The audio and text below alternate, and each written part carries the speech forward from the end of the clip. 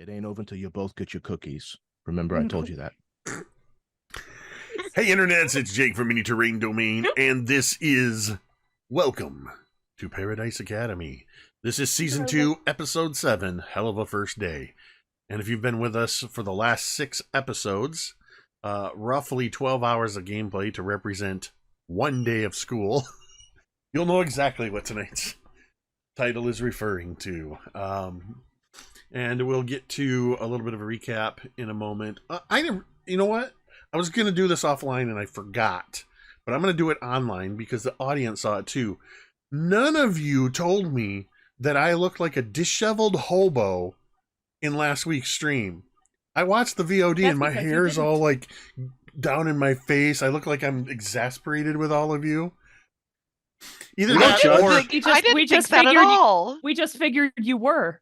I was going to say either that Jake, or thank you for not like seeing... a disheveled hobo. I was going to say either that or thank you for not seeing that I would look like I was in a distraught state. I went back to the VOD and I'm like, what? You looked as beautiful as ever, Jacob. I don't my hair was all down in my face. It was wild. I just thought it was like Jake's emo phase. Yeah, I look like kind of a dark episode. I looked like I had just ran down the concourse in Chicago O'Hare to catch my plane, and then I just sat down, and I'm the guy sitting in the seat next to you, going. That's what I thought I looked like. Yes, Anyway. Jake's emo face, great family. Totally. Anyway, boyfriend Jake's emo face. Despite the fact that I'm fighting off a cold, you may hear me coughing from time to time. I'm actually now that we're getting the game rolling, I'm already feeling much better. Do a couple quick announcements, and then we'll jump on over into some gameplay.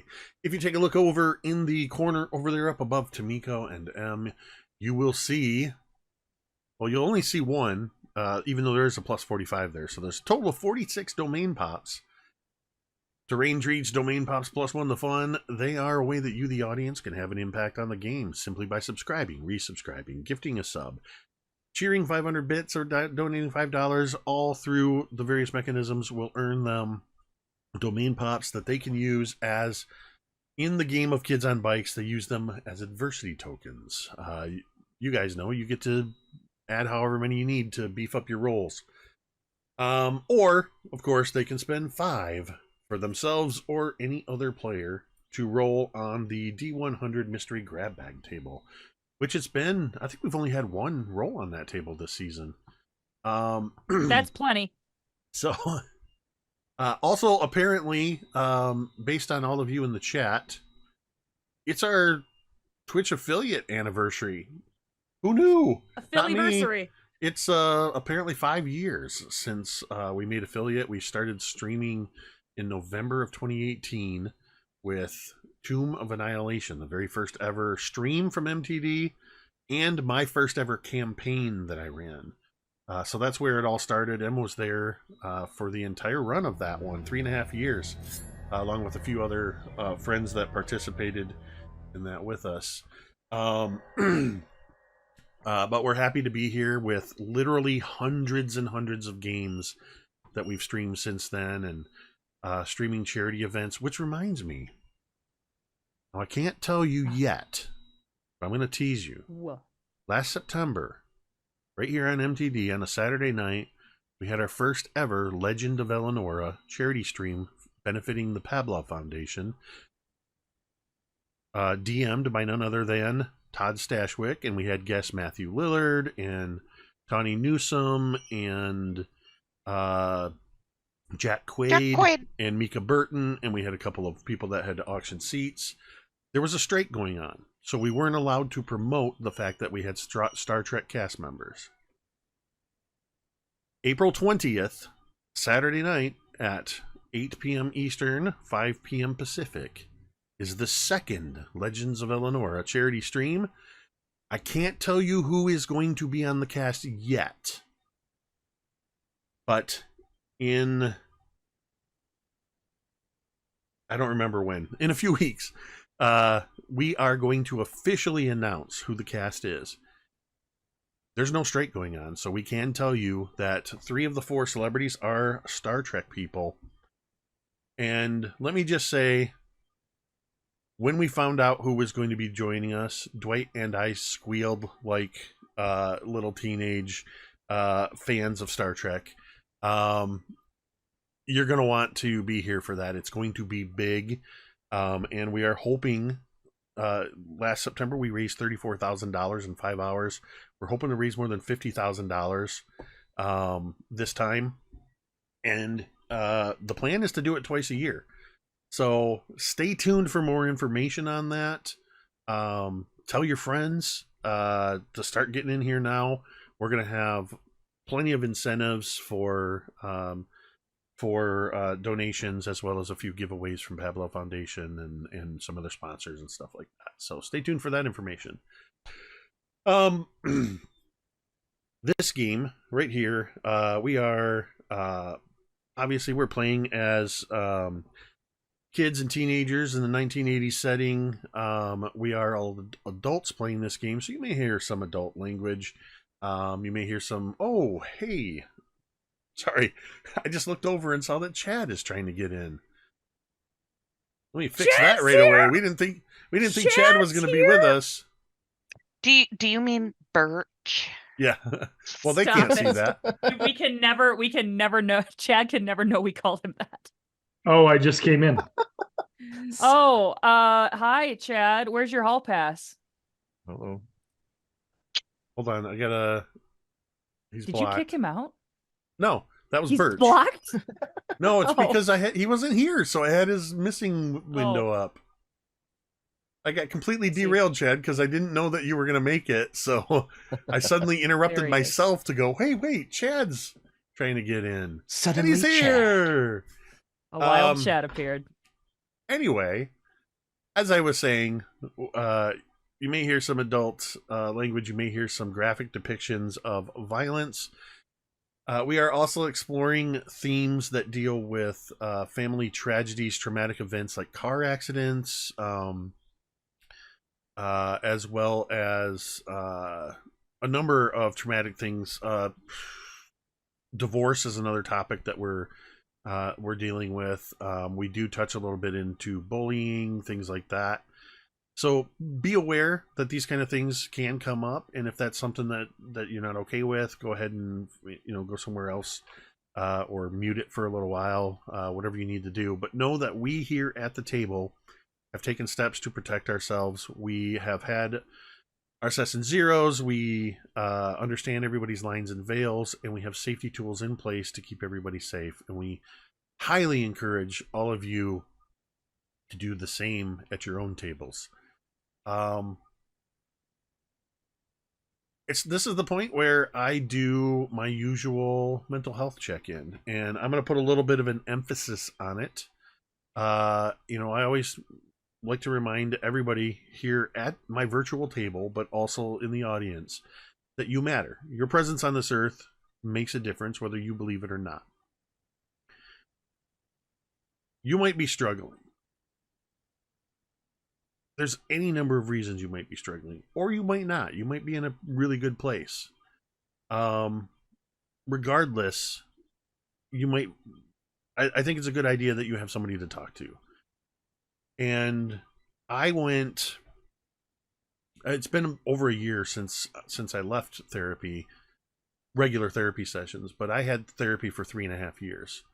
And I sought a therapist out for severe anxiety and depression. And I learned so much about myself and how to cope with those types of things when they happen. I was able to push anxiety into the background. Barely an issue. Until a couple days ago. I had a massive panic attack, or anxiety attack, like I haven't had in a long time. It was a good 2-3 hours of a peak and then coming down from it. It was 100% the things that I learned in therapy, that my therapist taught me about myself, that helped me to be able to deal with that.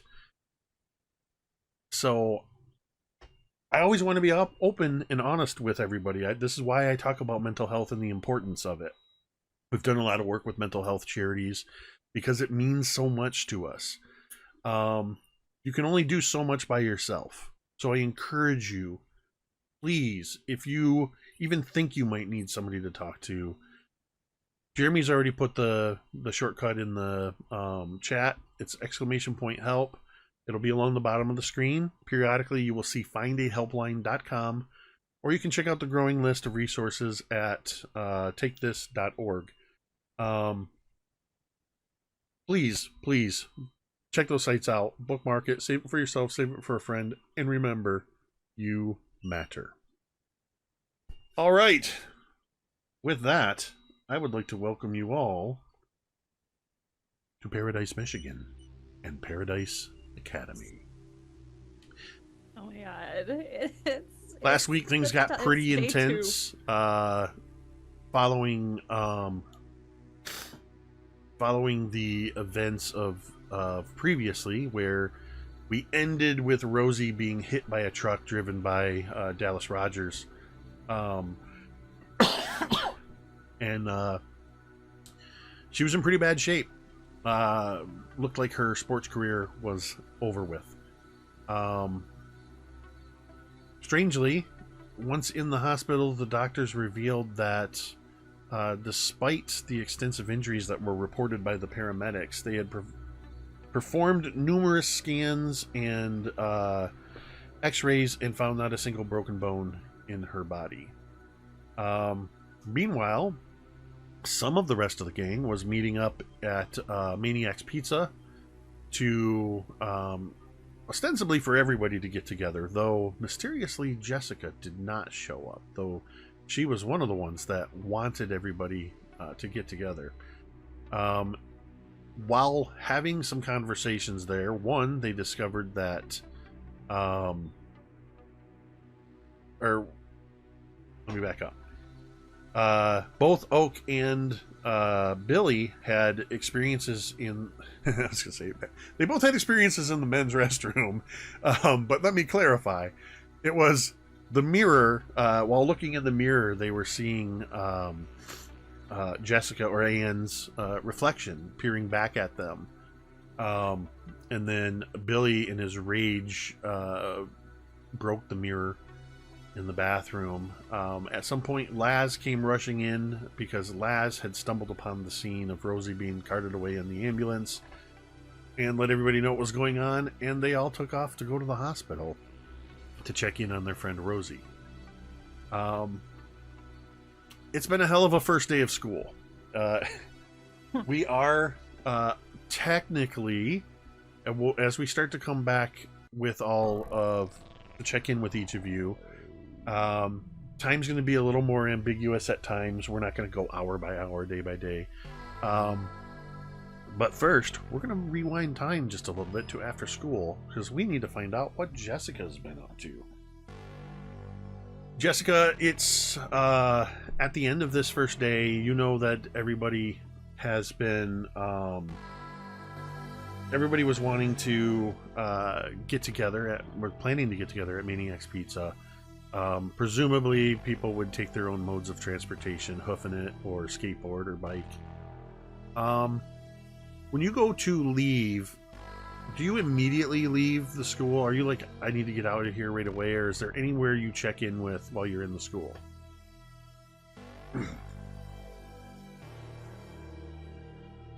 No, I don't think. I think this is just off the heels of her conversation with Rosie, which was probably not great, or probably it wasn't great. Everyone saw that. But so I think at this point, Jessica is just looking to get out. So you're probably going to be in that first wave of students that come bursting out of the doors at the final bell of the day. And as you head outside, you do, of course, you see two buses are just pulling into the parking lot. Various students that have vehicles are running to their cars. There's a handful of parents that are pulling in to pick up their students. You glance over to the right in the circle drive that comes by the front of the school, and you see a black Mercedes parked there, and leaning against the car, arms crossed, just waiting, is your dad.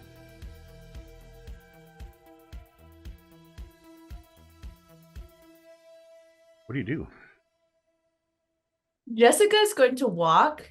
I think we established that Jessica has a pretty beat up car? Yes. Isn't that? Yeah. Yeah. Isn't it? What didn't we? It was like a Pinto or something. Yeah. I don't remember. Something. It's just. I thought. I don't know. Like a 1982 Ford Pinto or some It was like a nonsense. station wagon. It was like a Station wood wagon. Did panel. we like, say station wagon or wagon. you go? I think it might have You been. go. I don't remember. It's whatever It you was want the it to station be. wagon style. Period. Accurate. A few years old. Pretty beat up. Yeah. I imagine that he has parked right beside it. Oh. And she is going to not even acknowledge him. As you And first is start just going to pretend. Yeah. as you first start walking by, he kind of pushes off from the car and starts to say, "Hey, kid. Oh, hey, Jessica. Jessica Ann." You see, as soon as the middle name comes out, you see Jessica stop. But she doesn't turn. She's like, she was, I think, previously like rustling for her keys to go in. And so even when he pulls that, she does stop, but she doesn't turn. He comes around the What side are of the you doing here? He comes around the side of the car to meet. He comes around the side of the car in the way that he's going to be kind of trying to get into your field of view. Hey, I came to see you.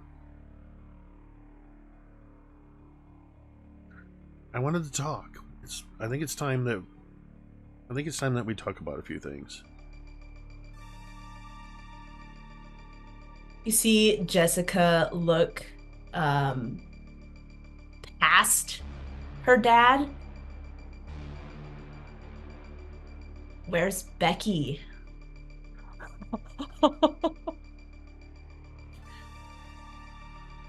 Just come with me. I'll take you out. We'll get some food. Becky's one of the things I wanted to talk to you about.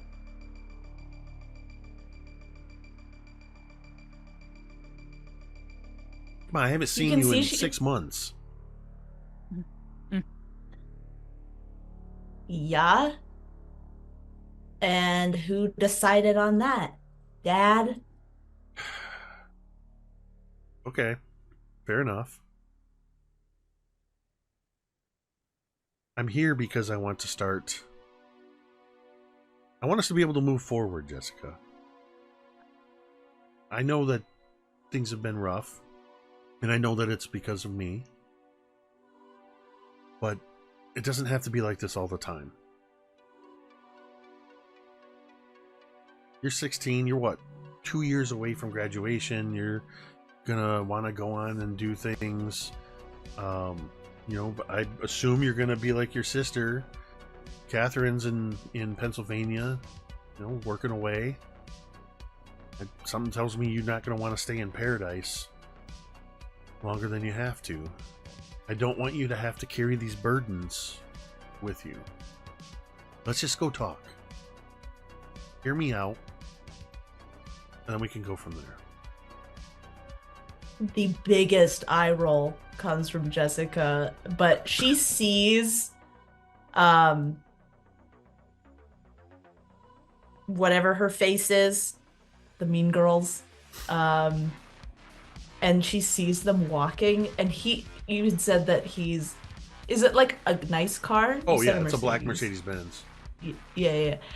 you can see that she quickly sees these girls and she makes sure that she gets eye contact with them, like gives like a little like wave and is gonna get into the car. Your dad walks around the car and gets in, and he goes, all right, well, we can go down to Wayne's Tavern if you want, or we can go out to the Shipwreck Cafe. It's your choice. You take me to a tavern? Could I get a drink? Oh. No, you can't get a drink. You're 16. They don't care here. It's like... You want to be the cool dad, don't you? Wayne, you know Wayne kicks kids out after 6 o'clock.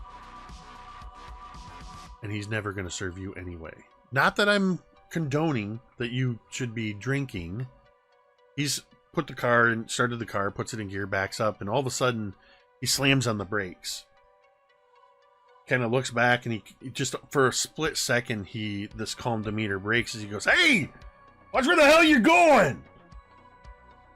And he continues to back up as he almost backed into Dallas Rogers, who was coming through the parking lot.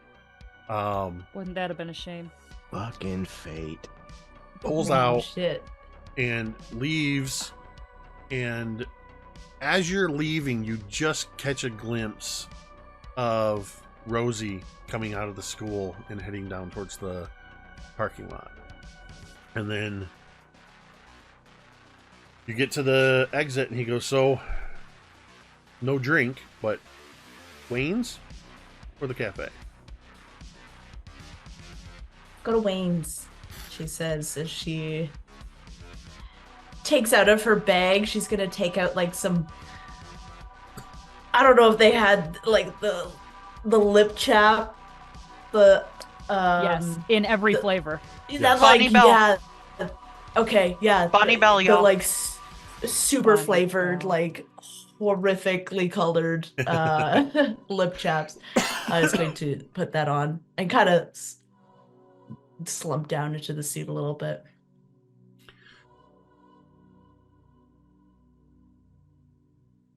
We're going to cut to a little bit later. The two of you are sitting in Wayne's Tavern. This is a tavern. Wayne's Tavern looks like a low-lit bar, though it looks like a few extra lights are on during the day that probably get turned off after 6. There's some neon signs around the bar, you know, Bud Light, Michelob, the Milwaukee's Best, Pabst, all that kind of stuff, the signs. And when you and your dad walk in, you would have noticed behind the bar, Wayne kind of clocks you coming in, and then just looks at his watch, making sure it's well before 6. And your dad orders some sodas for you guys, and if you guys maybe have ordered some food, but you're sitting at the table, and he just kind of takes a moment to look at you. Yeah, it's only been 6 months, but you look like you look older somehow. Like I don't know. It's like there's something different about you. You've changed. Like it looks like you've gotten years of experience. I don't know how to explain it. Are you okay? Is everything okay? You're muted. Oh no. Are you okay? That was like a really weird thing to say. What do you... She's like, that doesn't even make any sense. It's been like only 6 months.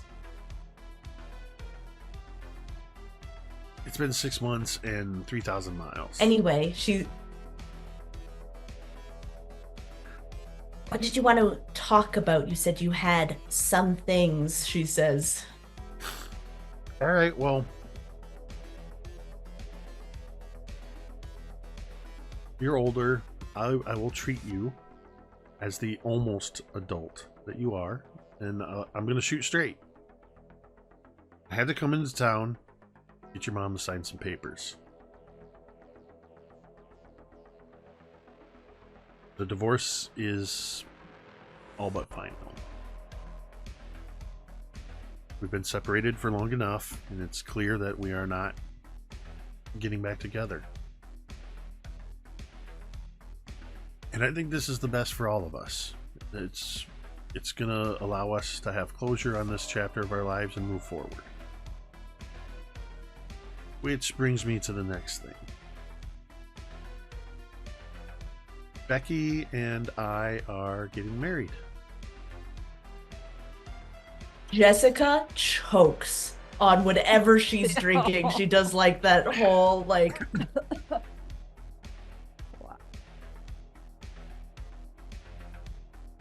What?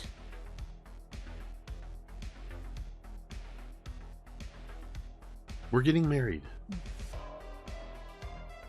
It's gonna be. Ew. It's not gonna be until. Why? Well, because She's like as old as I am. She's as old as Catherine is what she says. She's Jessica. She's almost 30. Couldn't say that with a straight face.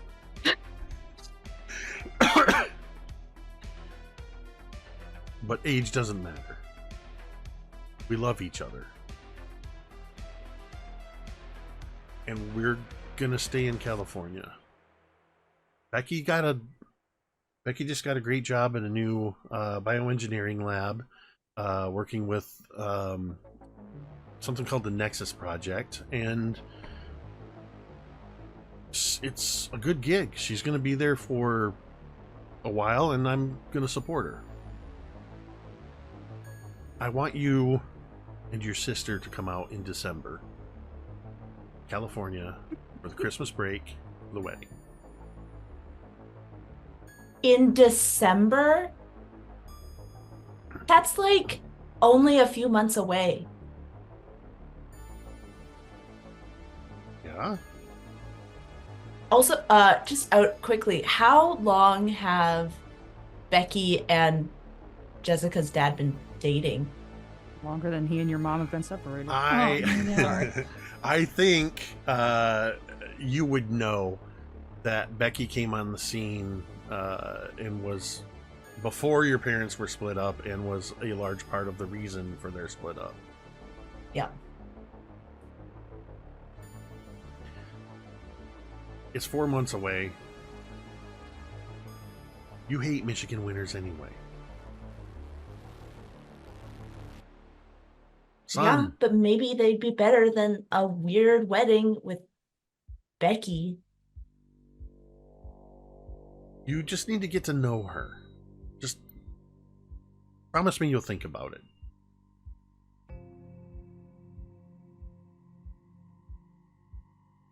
I don't know. If she like tries to bond with me again, she like shakes her head. You don't have to. I would hope that at some point you could grow to like Jess, or you could grow to like Becky. Maybe even love her. But I understand. For now, I'm just asking that you put aside, and he kind of changes his tone a little bit. Just put aside any childish notions that you have about her, and let us be happy. Clearly, you are happy to be away from us, so I don't understand why my opinion of her matters to you at all. And she tried to buy me a pantsuit. Gross.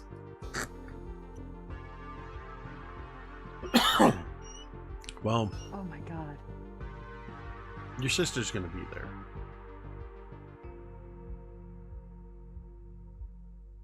Maybe you should give Catherine a call. You know what? I'll have Catherine call you. I really want you to come out. I think that once you take some time and get to know Becky, I think you'll find that you have a lot in common.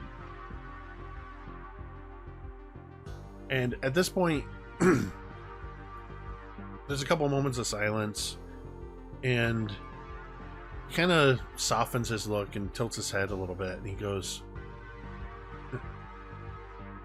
"You really are starting to look a lot like your mother." And he's trying to reach across like he's gonna just push a little bit of hair out of your face. Immediately, Jessica stands up and is like, "I have to go to the bathroom," and she like walks to the bathroom. For a moment, we see as Jessica gets up, and your dad just sort of to himself, "Doing fucking great, Joe." And then we cut to you walking into the bathroom. This is the first time I think Jessica takes a really good look at the mirror. Mm-hmm. Like, truly just looks. Nothing avoiding, nothing, just looks. I would like you to make a grit check. And I am going to also do that. No, I lost my sheet. Where did it go?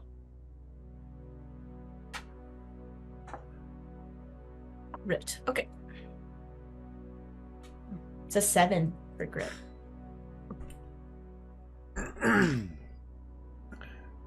You beat a 5. Ooh. You, for the first time, you take a look. The first time in a long time, you take a look in the mirror, and you look at your reflection, and you see the girl in the mirror. You can see the look in her eyes is shifting between fear and anger. But you have the upper hand. You sense that for now, your dominance is continuing, and she can't fully separate from your reflection. You see kind of a smile come across Jessica's face. But as she does so, you can see tears begin to well up as she starts to smile, and she's like gripping onto the sink as she's like staring at the mirror, and she's just, is this what you wanted? Is this making you happy now? I just wanted to be you, she says as she like cracks the sink.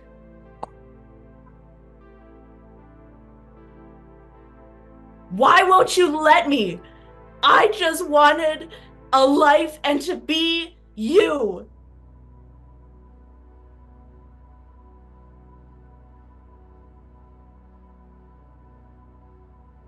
She doesn't answer. Because she can't unless you let her. You can see a kind of a pleading look in her eyes. You see Anne like drop the you see Jessica drop the sink as she just kind of like pulls at her hair, and she was just like, this was all supposed. I was just wanted to live a normal life, but I can't. I can't, and it's all your fault, she says as she just runs out the door. When you run out the door, your reflection stays behind. Your reflection is looking around them at the destruction of the sink sitting there, and reaches towards the mirror, and you see that looking like a hand pressed against glass. And then for a moment you see that hand grow incorporeal and start to slide through the glass, and then snap back, and she's like, and her hand is actually looks like it's bleeding a little bit from a cut from glass.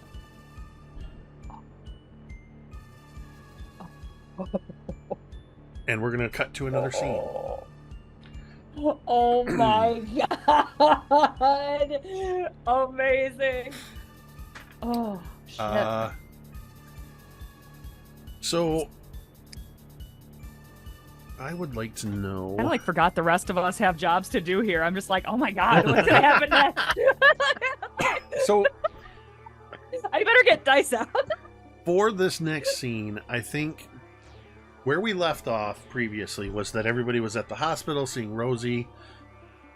For just so everybody knows what's going on, Rosie, despite the fact that the doctors have said that they can't find anything wrong, they insist on keeping you for observation overnight, so you're going to be checked out in the morning.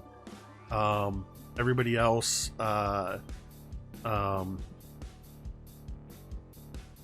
Billy and Carson would presumably bring everybody else back to town. That's probably going to be, you know, it's well into the night, probably past 8.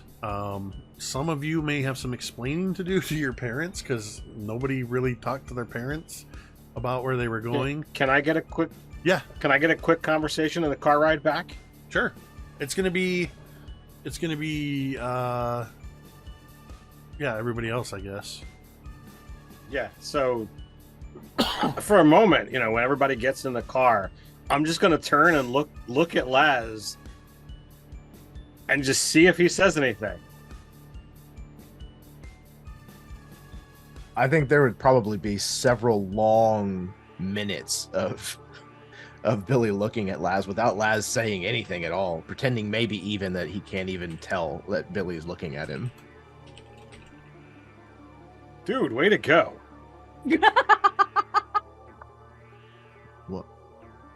What do you mean? He like shifts his like position. I'll turn to the youngins. Like, you saw what happened out there, right? Laz went up and full on smooched Rosie in front of her mom? Yeah, I saw that. It was cool. Yeah. So that did actually happen.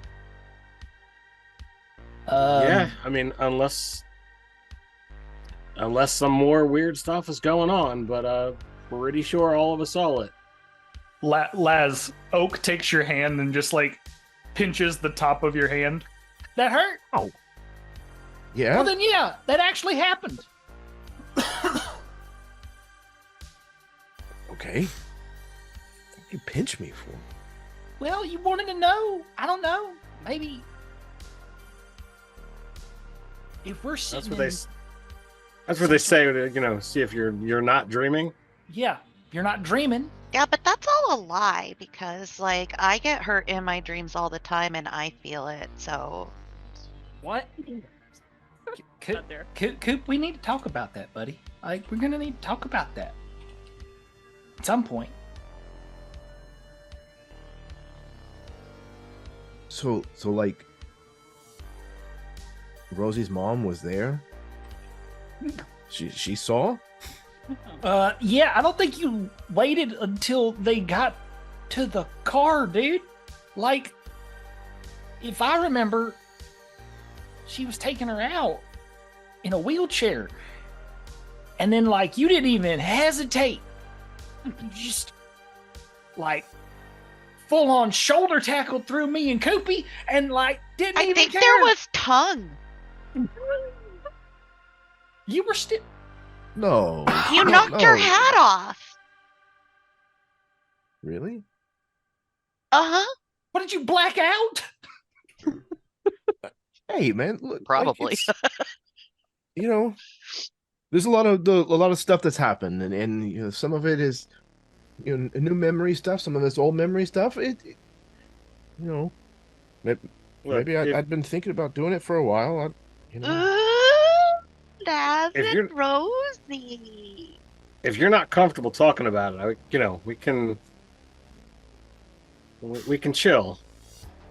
no, it's fine. Mostly, he like So what slugs Coop in the leg.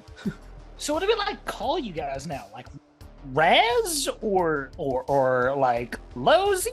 Or like, what is... What Well, What's going on, man? All right, how about we actually see if there's? I mean, obviously there's something there, but I mean, Okay, how about we just yeah. how about we just chill for the moment? It could have been a in Are the you gonna moment take her to the situation. And, dance? Okay, No, the dance. No, I have to work the dance. Like take tickets and shit. well then, like, isn't that a good thing? Because, like, you'll be there. You'll be there. Yeah, but like, So if she goes, you'll be there too. but I'll be like stuck behind the fucking table all night. Like, Rosie's not gonna want to just sit behind a table all night. Doesn't mean you can't go have a dance, dude. The music they play there sucks, anyways.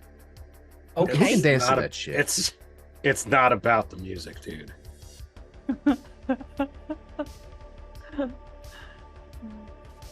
I don't. Look, We'll see. It's okay, I don't- David. She would even have to say yes. So you know, How about this? That's a you and a Rosie question. You and a Rosie conversation. Does that sound fair? She's gonna talk to me.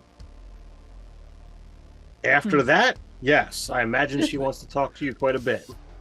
Like she thought like it was okay. She wasn't like scared or whatever. She I mean, looked from what I can happy. tell, she seemed to be into it. Les, Okay.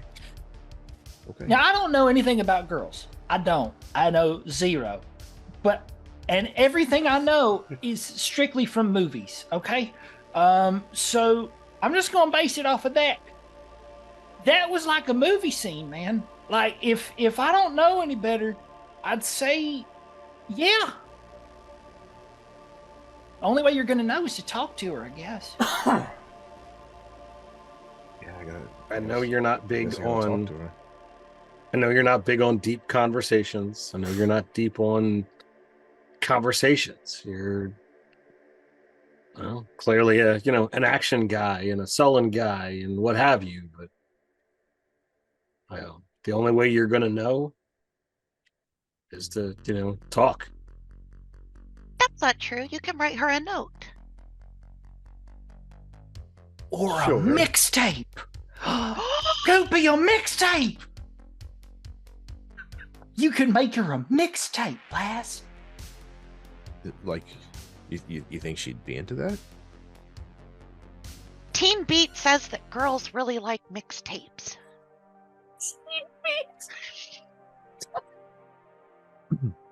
Okay, I mean, well, like there's definitely some bands out there that there's not very many people who have heard about them, and maybe Rosie might like them.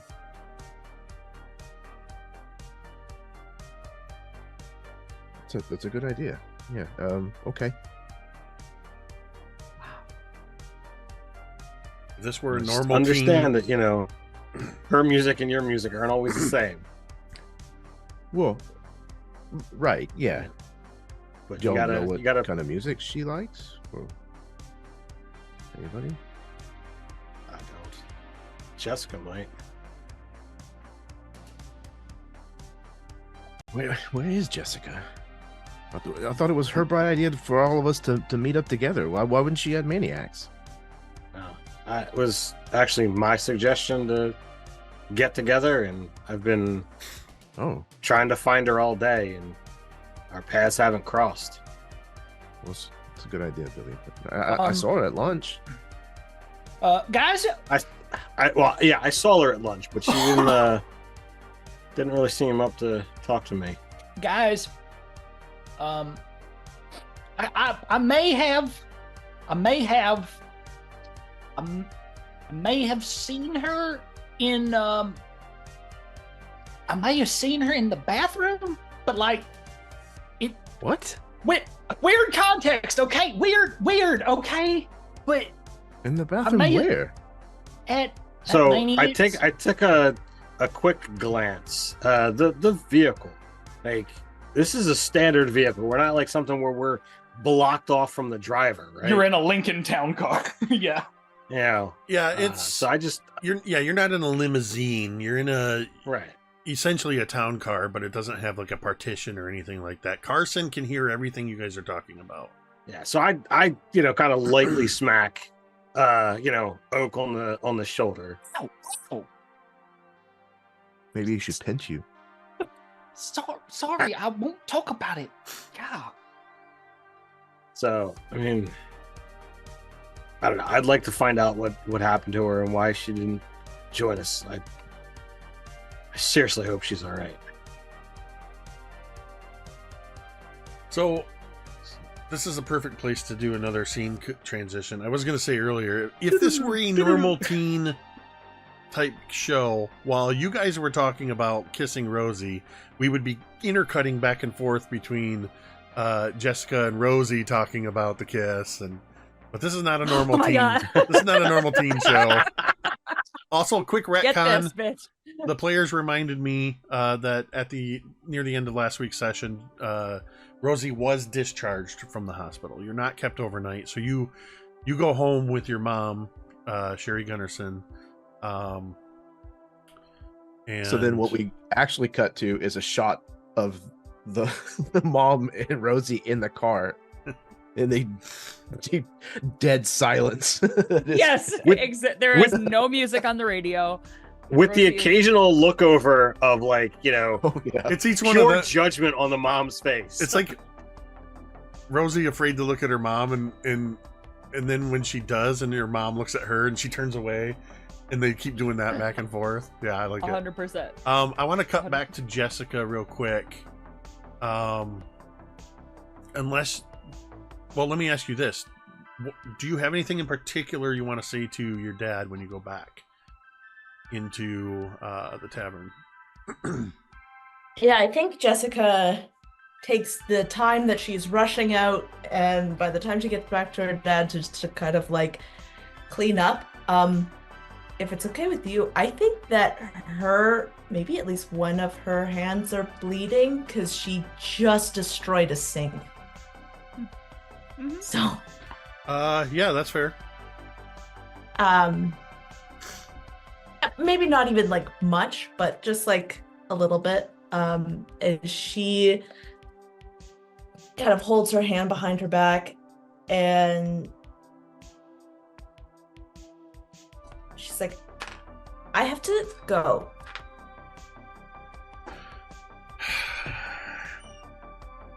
Okay. I'm not going to force you. You are your own person. Please talk to your sister, and please at least consider it, Jessica.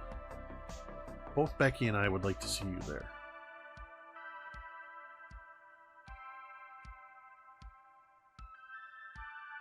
And she shakes her head and she turns to leave, and then she comes back and she's like, you never asked me. This whole conversation has been about you and Becky and how you want to be happy, and somehow you want my blessing because it makes you feel less guilty. But you know what? You never asked me once how my day was. what courses I'm taking, who my friends are, and what happened. Never once. I haven't seen you for like 6 months, and she just shrugs. I used to look up to you so much. I used to think that it was Mom that pushed you away. She shakes her head.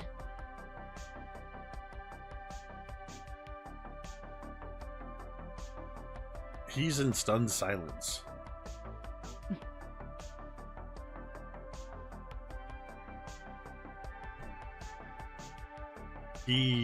By the way, I got into regionals. She's like mentioning some kind of like cheerleader thing or whatever. I don't know the terms, but we're going to division. Yeah, something like that. Too bad you won't be there. But you know who will be? Mom, she says as she just like takes, I imagine that they ordered maybe some food in that time, and she takes like her handful of fries and she just walks out. Perfect. That is such an alpha move. Taking the fries. That is so badass. And I think this is one of those where I see this as you turn and are walking out of the tavern. The camera is sort of on you, following or leading you, and we see your dad sort of stunned in the background, and we just catch as you walk past the camera just a little bit of a self-satisfied smile.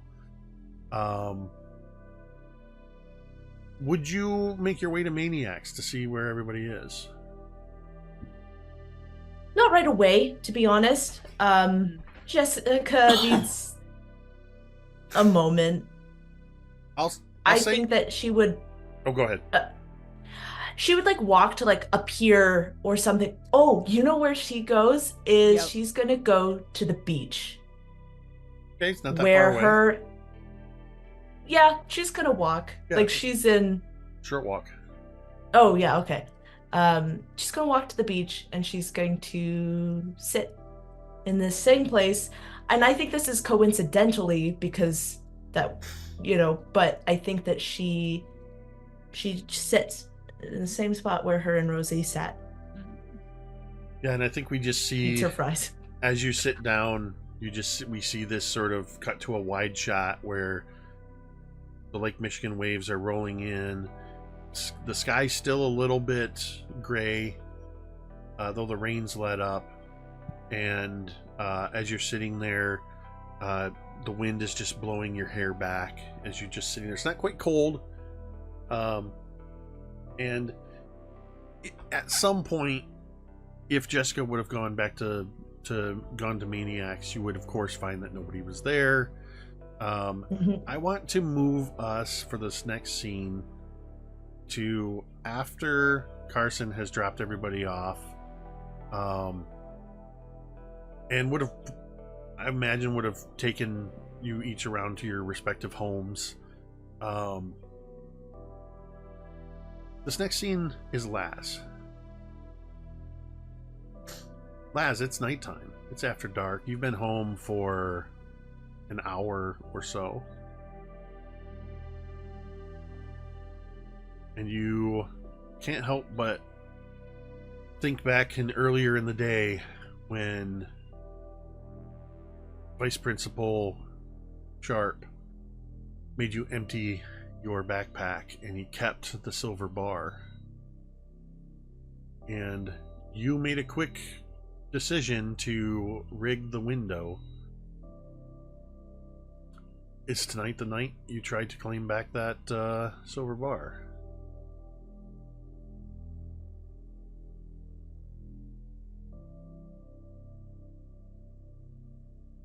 Yeah, I think so.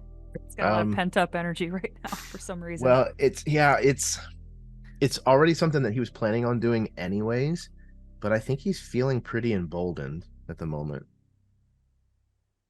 So I think he's gonna carpe diem. Walk us through what Laz's preparation and approach to the school is. Okay. So there's this there's like this montage of Laz getting ready. And it's, all black clothing. He's got, a ski mask, or not a ski mask, but a balaclava or whatever that he puts on. And he's probably got a hoodie. I don't know.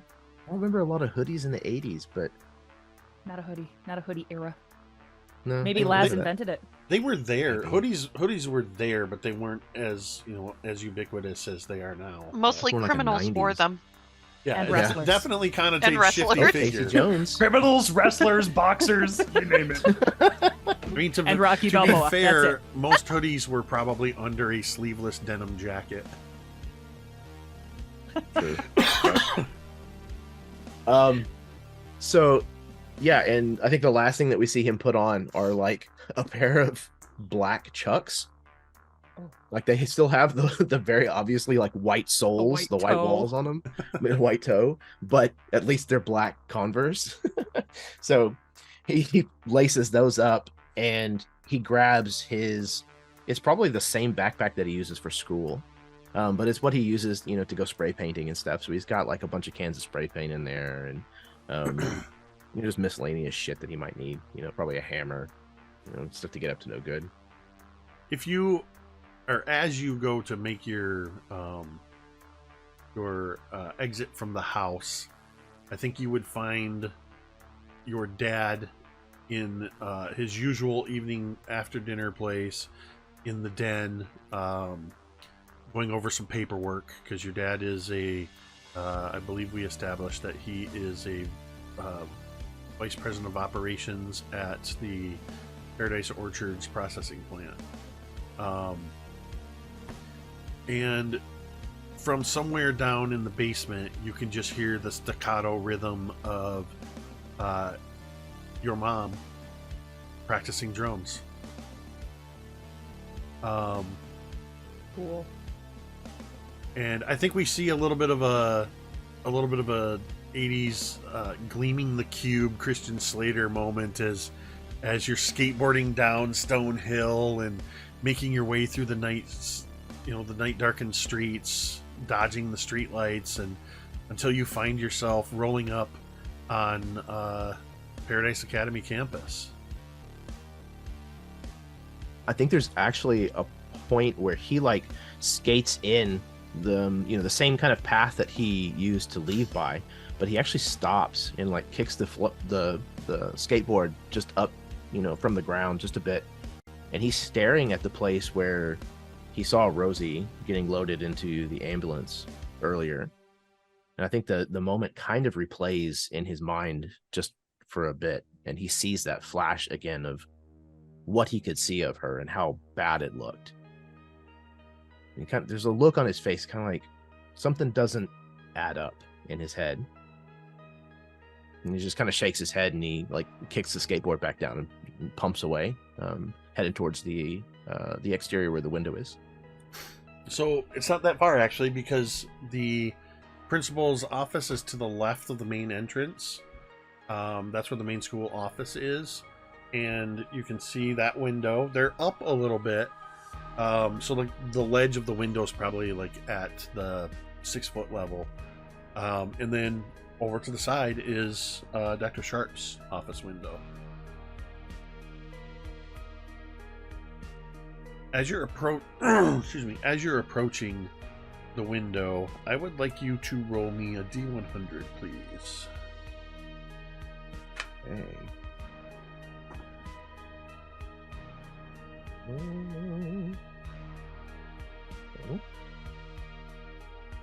Okay. No way. Sure shit. Is it? Oh, no, it's 65. Oh. So close. All right, let me do a quick math here. 65, you said? Correct. Yep. Okay. Nope. It's outside of my percentage, so carry on. So how high is the window kind of off of the ground from the 6 outside? feet to the ledge. And the exterior of this building is brick, but it's the kind that has the mortar is kind of recessed in. So with your chucks, you can probably actually get a little bit of a toe grip on some of these bricks. All right. So yeah, Laz is kind of a tall, lanky kid, anyways. I don't imagine he's quite 6 foot yet. But I don't know, 15 he might be. So yeah, he kind of reaches up, and did the windows push out? So he'll just kind of open them, pull them towards him. Yeah, they kind of open out like this. So you would be able to pull yourself up onto the ledge and grab hold of that window that you... I am going to say there is a very tiny percentage chance that somebody locked the window. Let's do one more D100. No. Okay. No. Why can't a plan ever just work? God damn it. Well, you know who's not there? Principal Gunnarsson. So there's that. No, she's otherwise occupied. 35. So there was a 1% chance. So you would have had to have rolled exactly what I rolled. I rolled a 29. Close. Ooh, a little too close for comfort still. I don't love that.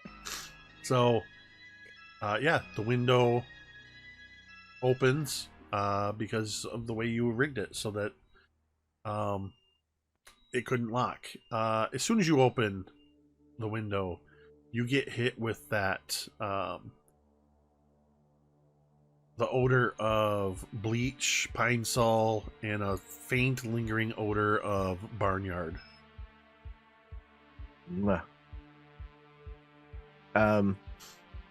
Yeah, he kind of screws his face up a little bit, opens the window wide enough, and kind of does a last kind of look back and forth, and then he's up and scrambled in, and he kind of closes the window back behind him,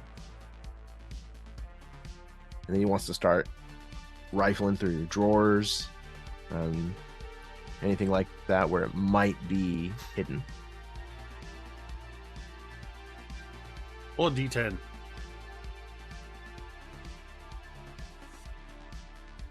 I got a 10.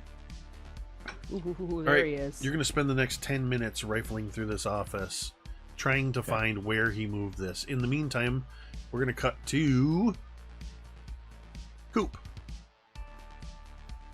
Is there anything in particular? Is there any reason you wouldn't have just gone into the house when you were dropped off at home? Nah. Coop would have just gone in. Odds are his mom's gone. So. She is gone, but when you walk in, sitting in the living room, there? in wearing a white tank top and a Hawaiian shirt that's unbuttoned, and some surprisingly baggy jeans, feet totally propped up, reclining back in the easy chair with a big giant bowl of popcorn that the way my dad did it was put a little bit of vegetable oil or peanut oil in the pan, put the kernels in, and then shaking the pan back and forth. Jiffy Pop? And no, we didn't do Jiffy Pop. Dad popped the popcorn. And it was a big silver bowl. Jiffy Pop is a sin in this house. Jake, the boyfriend, is sitting in the chair watching an old movie, an old John Wayne movie, just eating away at this popcorn. And as you walk in, I plop down on the couch. Hi, Jake. What you watching? Oh, westerns. It's John Wayne. Come on, Big Jake. Kind of my movie. Listen, dude. It's after 8. I know. You're lucky your mom's at work. But man, if she wasn't, it was a weird day. It was the first day of school. How weird could it be? Well, one of my friends got hurt after school and went to the hospital. And you know the Staplers, the rich folk? Yeah, everybody knows the Staplers. What is it? Billy drove me and a bunch of our friends over to the hospital to go see her. She's okay. Wait. You're friends with Billy Stapler?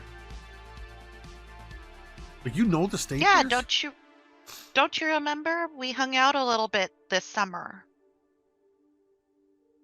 I do. I don't know the Staplers. I just know Billy. I gotta know. His driver. Oh, he has a driver. I know. Fancy. Pretty fancy, huh? I just gotta ask this question because I've always wondered. Does he smell like sandalwood? Something tells me that all the Staplers smell like sandalwood. Like, they always smell What's good. a sandalwood? You know, like Stetson cologne. But fancier. Well, for those that don't know, Stetson was like a like really cheap cologne in the 80s. Oh, yeah. It had like a picture of a For cowboy lassoing on Jake. it. Oh my god. You usually got it in a shave kit. I don't know if it's Stetson, but he does smell like a cologne, I think. I mean, sorry, I didn't mean to be weird about asking you what your teenage friends smell like, but, you know, when you come from that kind of money, I imagine you smell good all the time. Yeah, I don't know what that's like. Hey, aren't you, didn't I hear you tell your mom you're the new Bucky this year?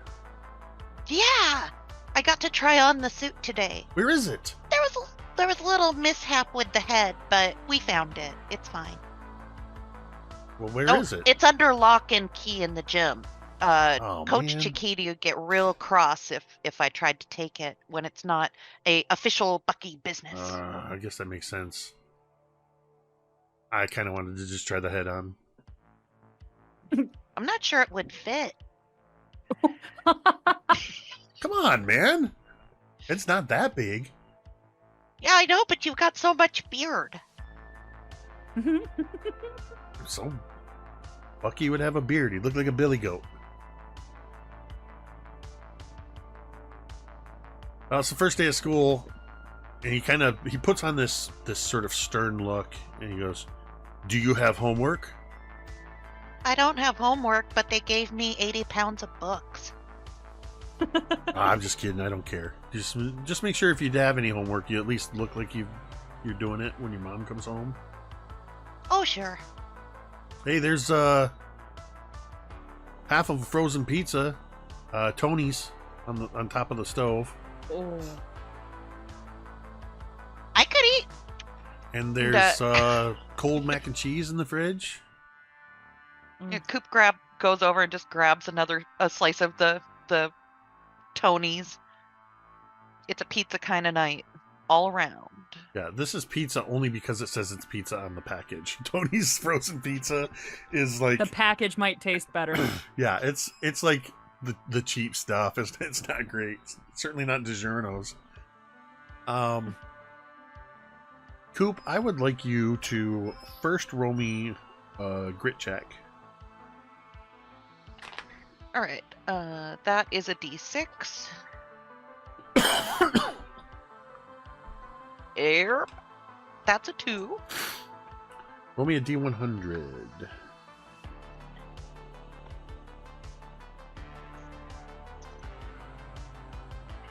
$92.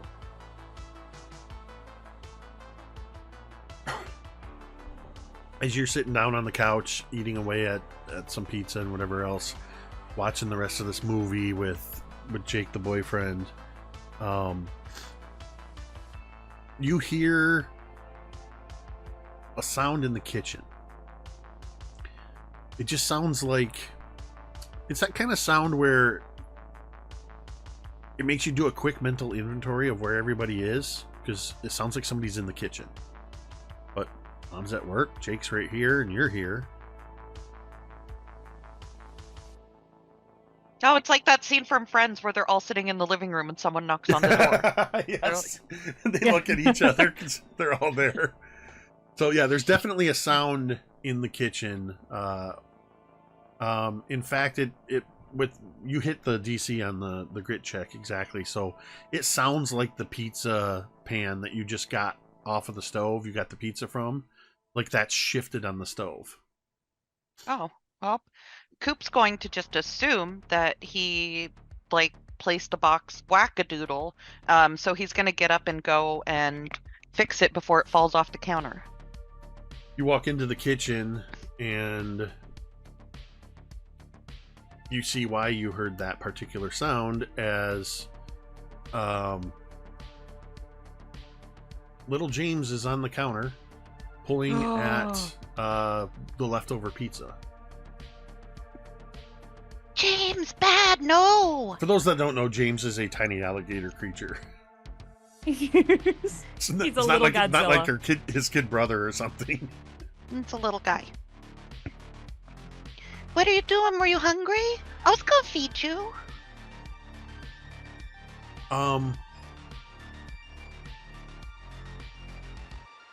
I think I'm gonna do something here, and you're gonna tell me if this Does is. James make the little laser sound? That. Well, I'm about to do something, and I need you to decide in the moment if this is the first time or this is normal. As you hear in your head, as James looks at you, not for me. Was this the first time James has telepathically spoken to you in this iteration, or has this been happening all along? Nope. Yep. Let's say it's the first time because that's more fun. Okay. Yep. Coop just thinks back. Huh? What? Pizza, not for me. James? Pizza, not for James. Who's the pizza for? James not want to say. Oh.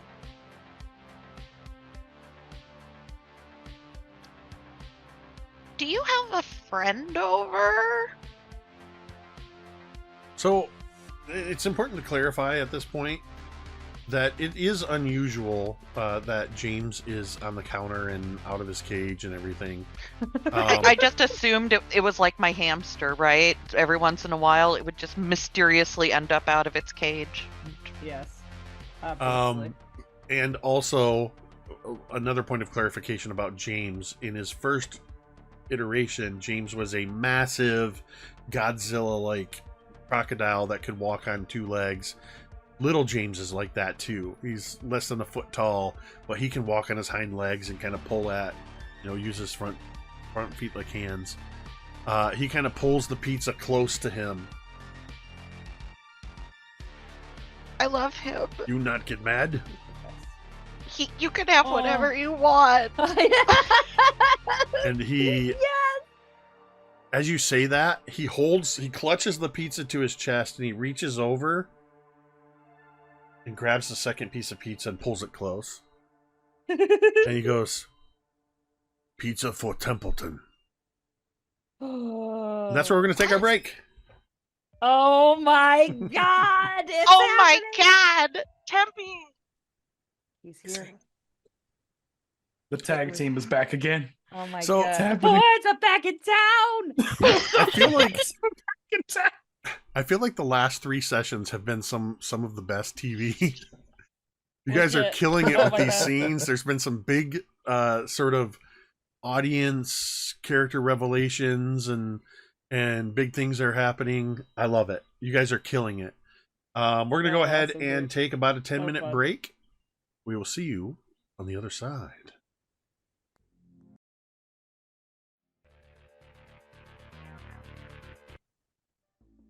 And we're back. It is still that same evening. I would like to do another scene switch because we haven't seen what Coop's been up to. You mean Sorry, damn it. Oh, Giving you guys Another those, one. giving you guys those bingo happens, squares. everybody. I looked right at you, Chad, and said Oh. Coop. Hello. At this point, we're basically brothers. We live. We It's been should so long. we should probably just have more sleepovers. So basically, we live together at that point. All right, we brothers haven't now. seen what Right. Oak's been up to.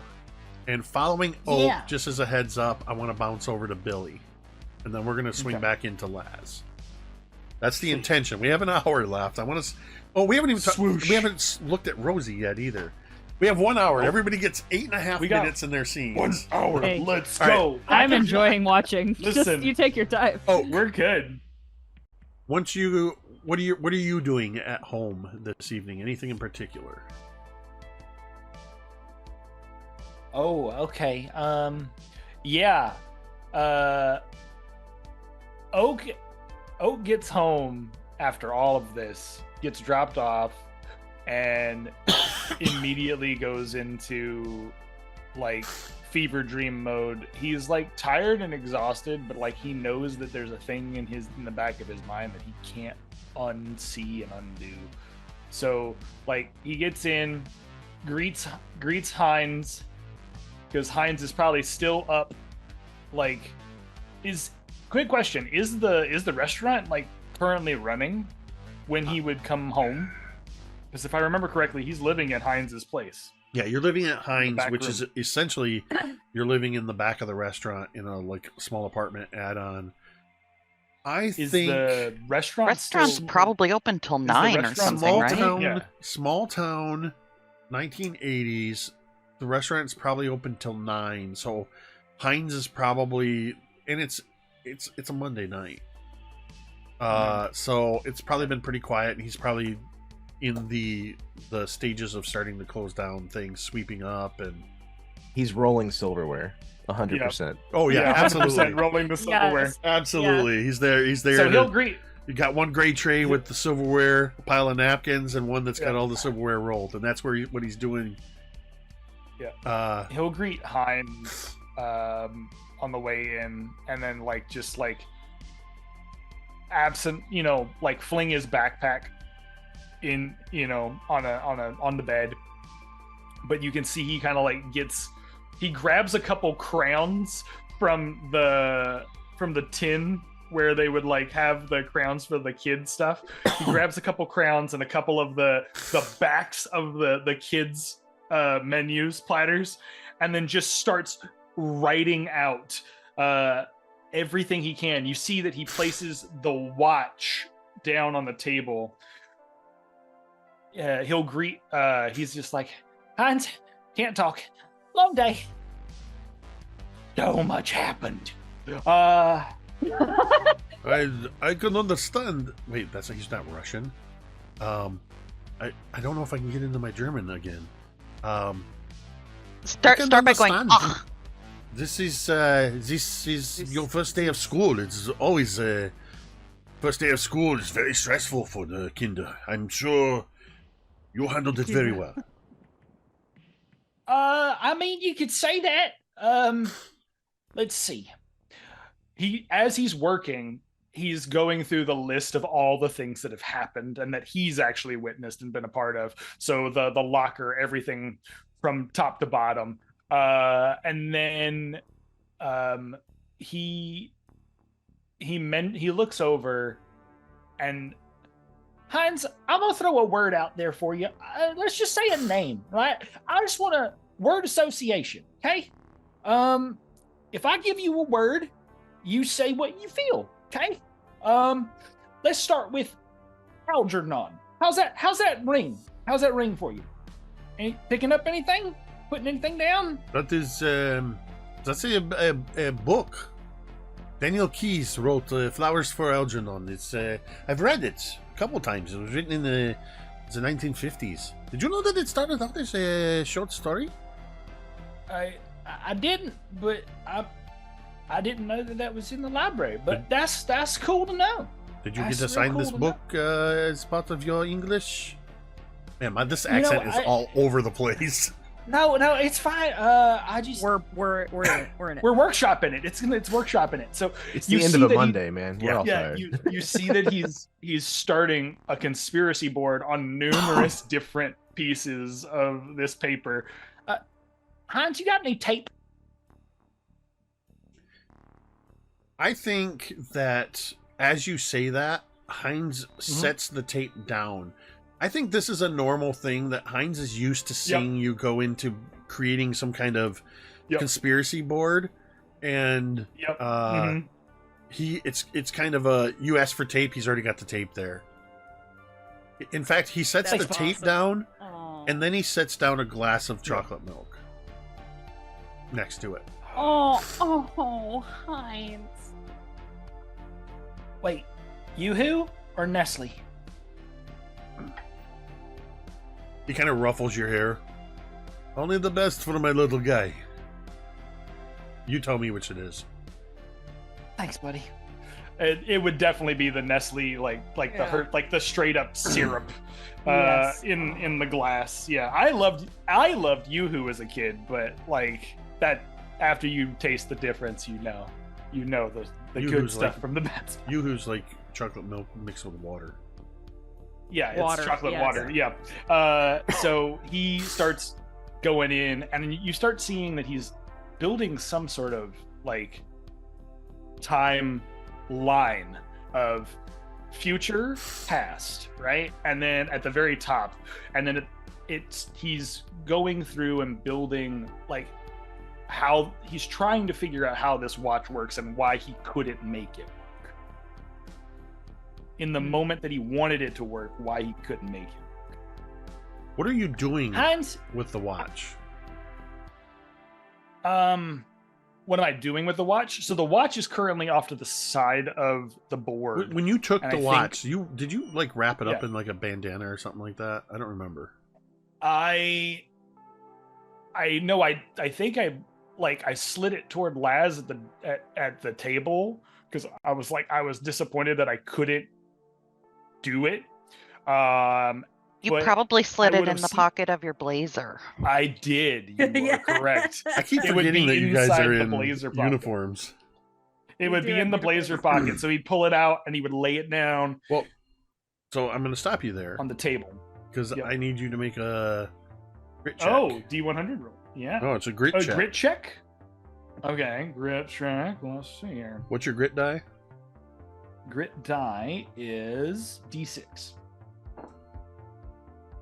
Okay, that's a 4. That's a 4. All right, let me check something. But because I don't know if this influences anything. I do have a rank in Clank, so because it's a watch. What does it do? That is me having proficiency over electronic equipment.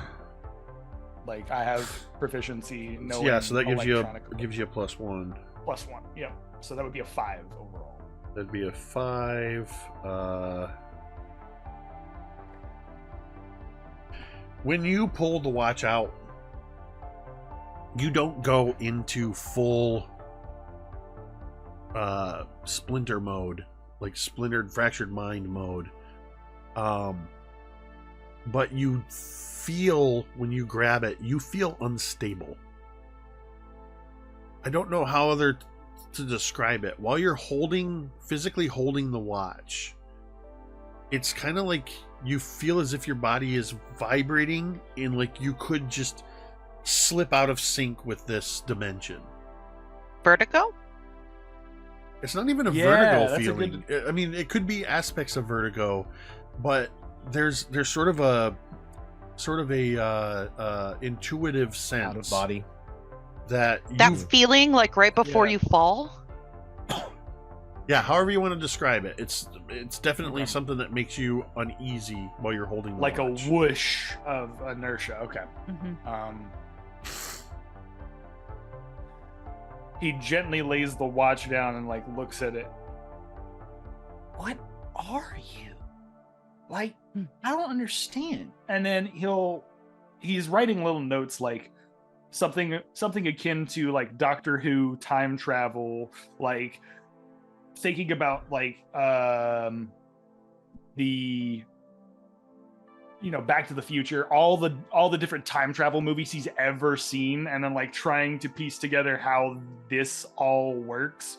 Make me a brains check, Yep. which I believe is a 20 for you. 20 for me, baby. Okay, let's see. Ooh, you know what? I'll go with that. 16. Hell yeah. My mind opens. So This is the equivalent of those memes you see where somebody's puzzling and you see all the mathematical formulas, except you're seeing all these scenes from Doctor Who episodes and, like you said, Back to the Future, and every H.G. Wells Time Machine, Christopher Reeves Time and Again, just all of these different time travel movies of the times. And one thing that kind of starts leaping out, it's like these certain scenes are popping out, and it's every time in a time travel thing where somebody talks about the dangers of running into yourself. And also when they talk about, in particular with Doctor Who, and when they talk about the TARDIS. Now, I don't know enough about the older Doctor Who's to know to what extent they talked about this, so this might be anachronistic for the time. I'm going to use it. It's like looking into the TARDIS itself, to the power source. It's as if potentially when you're holding the watch, because you have been described as a time anomaly, you are creating a sort of interference, and it's as if, almost as if you are touching every moment in time simultaneously. Oh.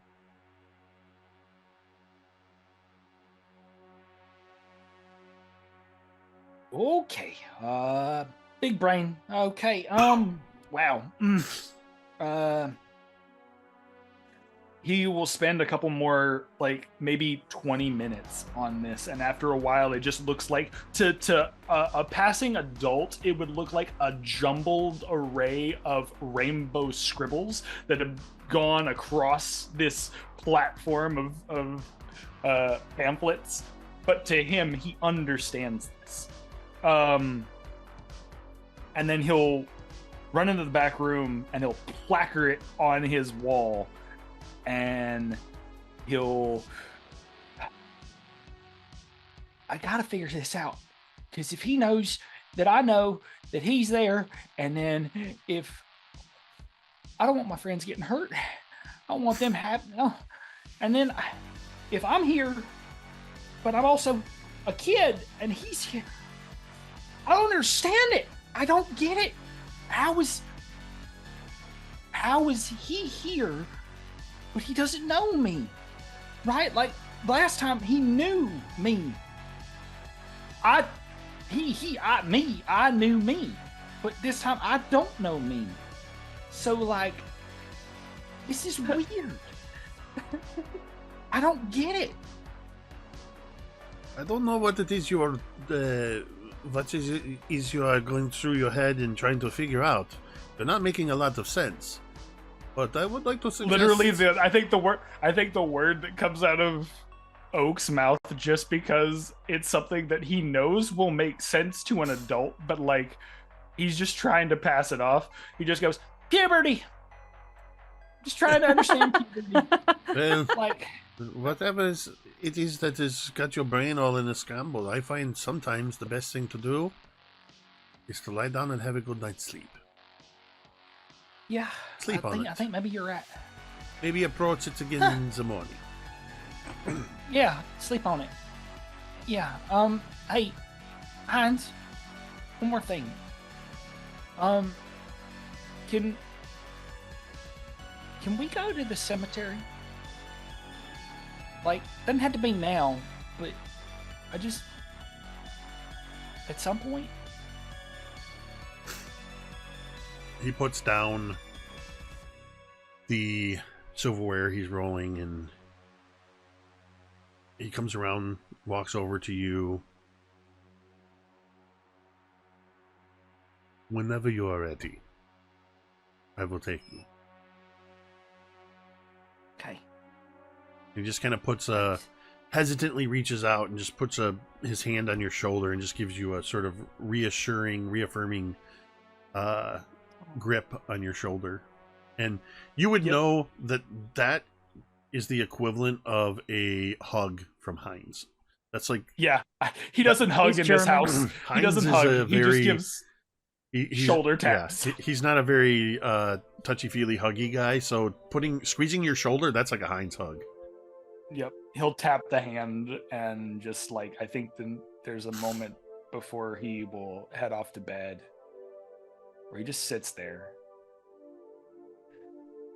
And then he thinks about things. He sees like the pamphlet for the dance. He sees a couple other things, and he's just like, he lays down in the bed, and I think the one thing he's thinking about is that kiss between Rosie and Laz. But like, as opposed to how he was celebrating it in the car, there's this moment of dread for him, I think, as he's staring up at the ceiling. He's just like kind of crestfallen, and he grabs his Walkman and lays down in bed, and then just starts playing a song, and he puts the cans on his head and just like tries to zone out. I can't even think of like an appropriate song at the moment that would come on, but he's just trying to drown out his feelings right now because Your Gabriel's In the Air of the Night. Yeah. Yep. Or Broken Wings sounds like a good one too. Yeah, I like that one. I gotta say, given the earlier comment to Laz, it's probably a mixtape. So yeah, it's it is a mixtape. From there to there, there's probably some Prince, When Doves Cry. There's The Police, Every Breath You Take. He's just got a random array of like wonderful 80s bops on there. And yeah, he'll just like fade out. He'll fade out for the evening. As you drift off to sleep, later that evening,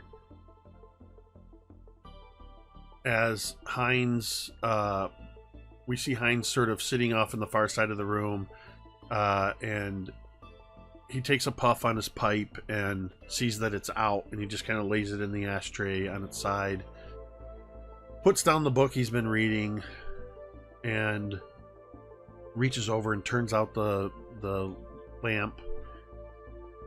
We hear the floorboards creak as he walks over and just looks down at you where you're sleeping.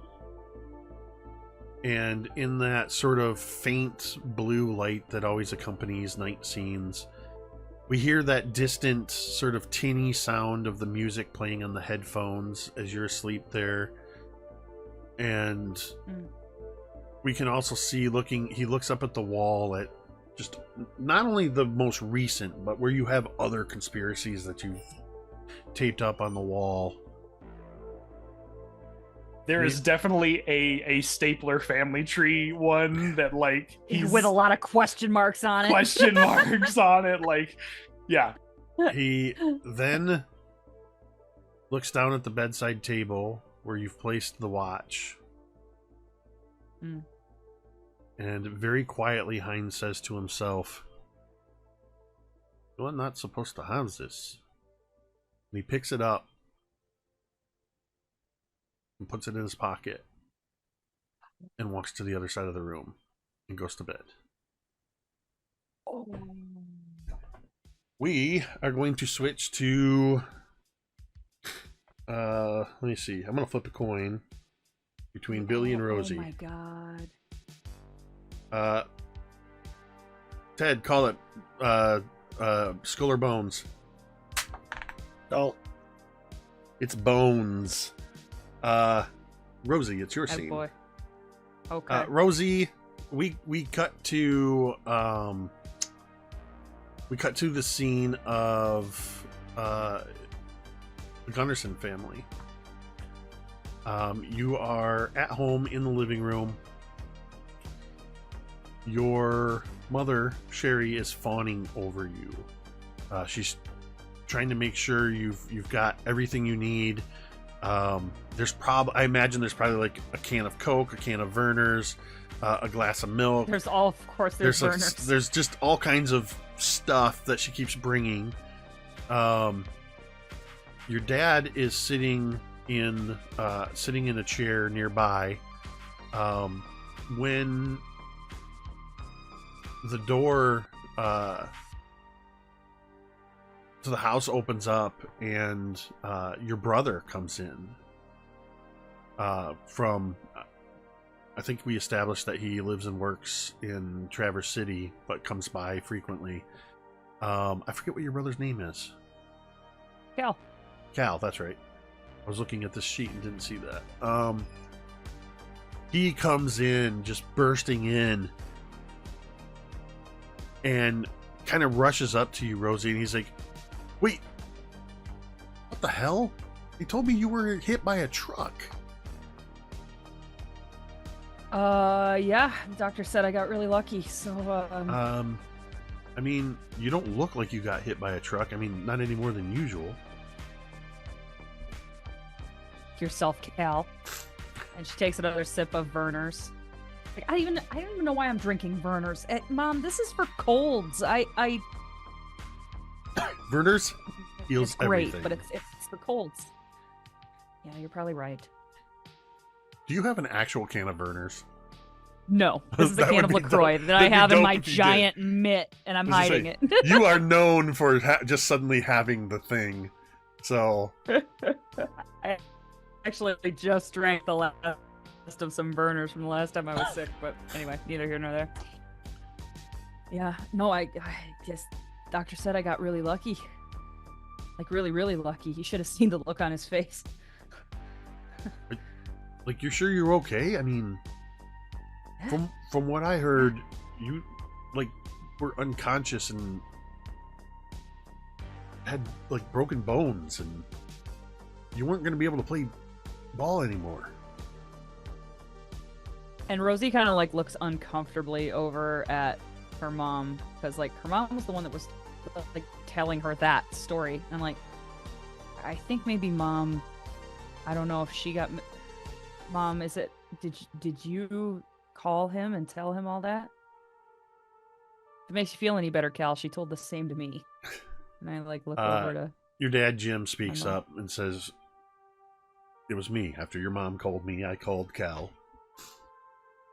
I told him what you," and he looks at Sherry, "what you told me," and looks at Cal. I don't understand what's going on, but it doesn't matter. Rosie's fine. That's what's important.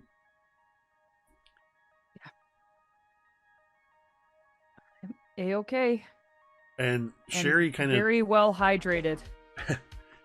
Sherry she goes, okay, I can take the hint. I'll stop fawning over you and giving you, everything. Just, it was very, if you had seen what I saw, it was very frightening. You see, she's on the verge of tears. She I know what I saw, but maybe I don't. Maybe I was just imagining the worst. I imagine real quick when she says the worst, a flash kind of comes before Rosie's vision of the getting hit and the way it felt, and like she felt her bones break and shit, right?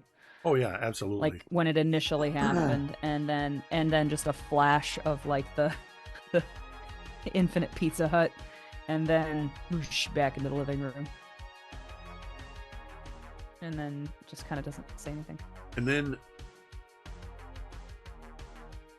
I imagine that you are free to alter this if you want, but I imagine in this iteration, the family dynamic in the Gunnarsons is you all have each other's back. There's generally, weird Paradise, Michigan stuff aside, there's generally not usually secrets among you. Maybe that's changing as you're becoming a older teenager or whatever. So it's not that surprising when Sherry kind of sits down on the couch close enough that she can kind of gently kind of squeeze your leg, and she goes, "Well, it's a miracle that you weren't hurt more, and you're going to be able to play ball." And then she looks over at Cal and says,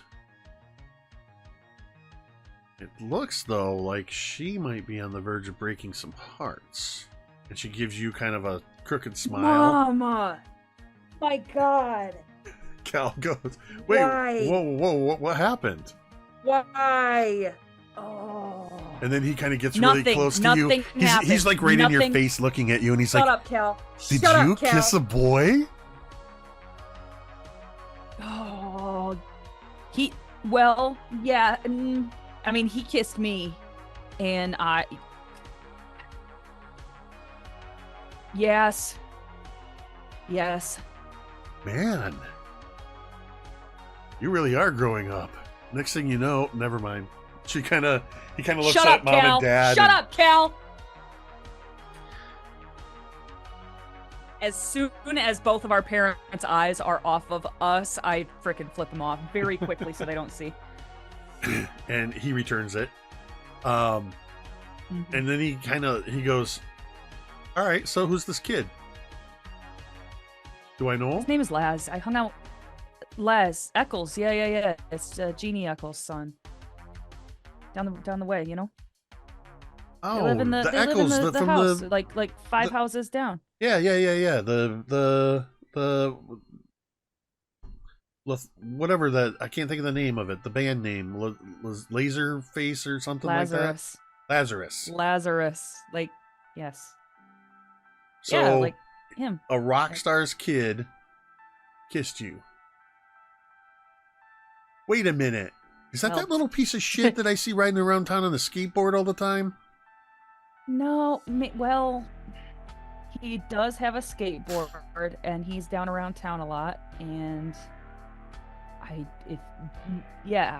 that's him. He's really nice. You would like him. We hung out over the summer quite a bit. He's Oh, so this really kiss nice. has been building up. Watch out, Mom. She's got no. pent up. Rosie's getting a little pent up that starts with a kiss. Listen, I'm tired. It's late. I'm gonna go up to my room. Thank you, Mom, for all the... And Rosie gathers up like all the beverages, and she's like, thank you for all the Coke and the Vernors, Mom. I'm gonna go up to bed, and I love everybody. I love you all. Good night. Thank you so much. As you're walking up the stairs, Cal's just going, making kissy faces at you. Shut up, Cal! Shut up! And Rosie just clomps up the stairs. Okay, the next... And as she's kind of like rehashing over the day, she is starting to kind of wonder again why Billy was being weird and where the hell Jessica was. I imagine as you get upstairs, you walk down the hall to your room. This seems like the kind of house that has like a little side table in the hallway with some... They're probably not fresh. They're probably like silk flowers.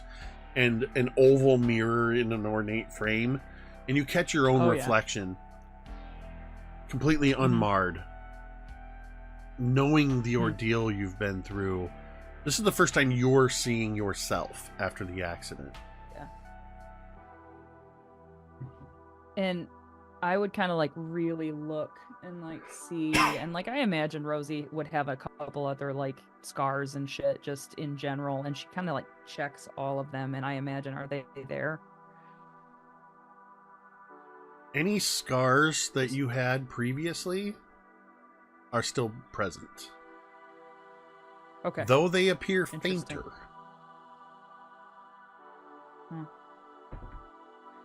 Can I ask an odd question? Sure.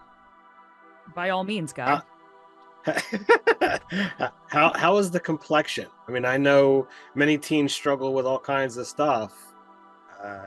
If her body is, regenerating, that means, it's got a stronger immune system too. So I would don't think know. Rosie is out in the sun so much in the summertime that it probably prevents a super ton of acne. Also, she's still she's pretty young. She probably doesn't have a super big problem with that. I mean, is it here and there? Not to brag, but I didn't have an acne problem when I was a kid. That's what I'm saying. What is? Oh, She's well, like- lucky you. Does she have her freckles? Is that shit still there? Like just normal blemishes kind of? Yeah, normal blemishes, scars, those slightly fainter. Okay. Let me ask you this. Has Rosie ever had her appendix out? No. Rosie has her appendix still. Yeah. I think... but you did mention last time she had a surgical scar from when she broke her arm the first time, and maybe that was not there or faint. The surgical scar is there. As I said, it's fainter. Okay. So, I don't know a whole lot about sports injuries, or, I'm not a doctor. Oh. I don't even play one on TV. Would that be the kind of injury that maybe you would have had some like permanent hardware installed, like pins or something? Like a pin, yeah, probably. That could happen, if it was bad, which it could have been. So based on you're standing in front of this mirror.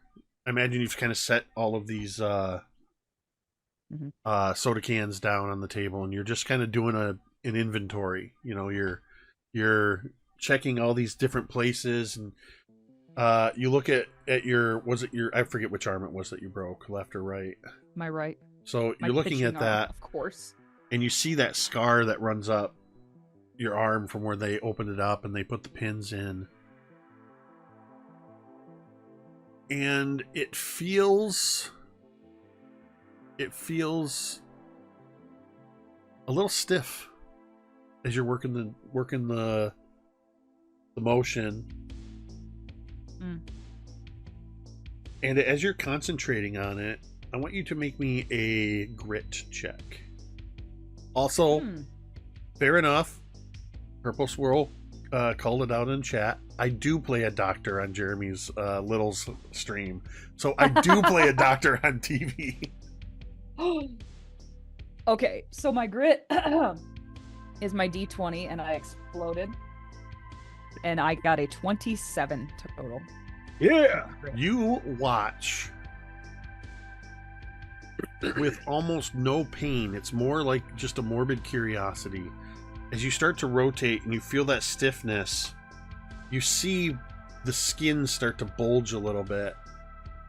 Oh my god. And you watch as the pin that was in your bone is pushed out through your arm and drops with the clink onto the table. And then you watch as the hole that was made from that pin knits itself closed.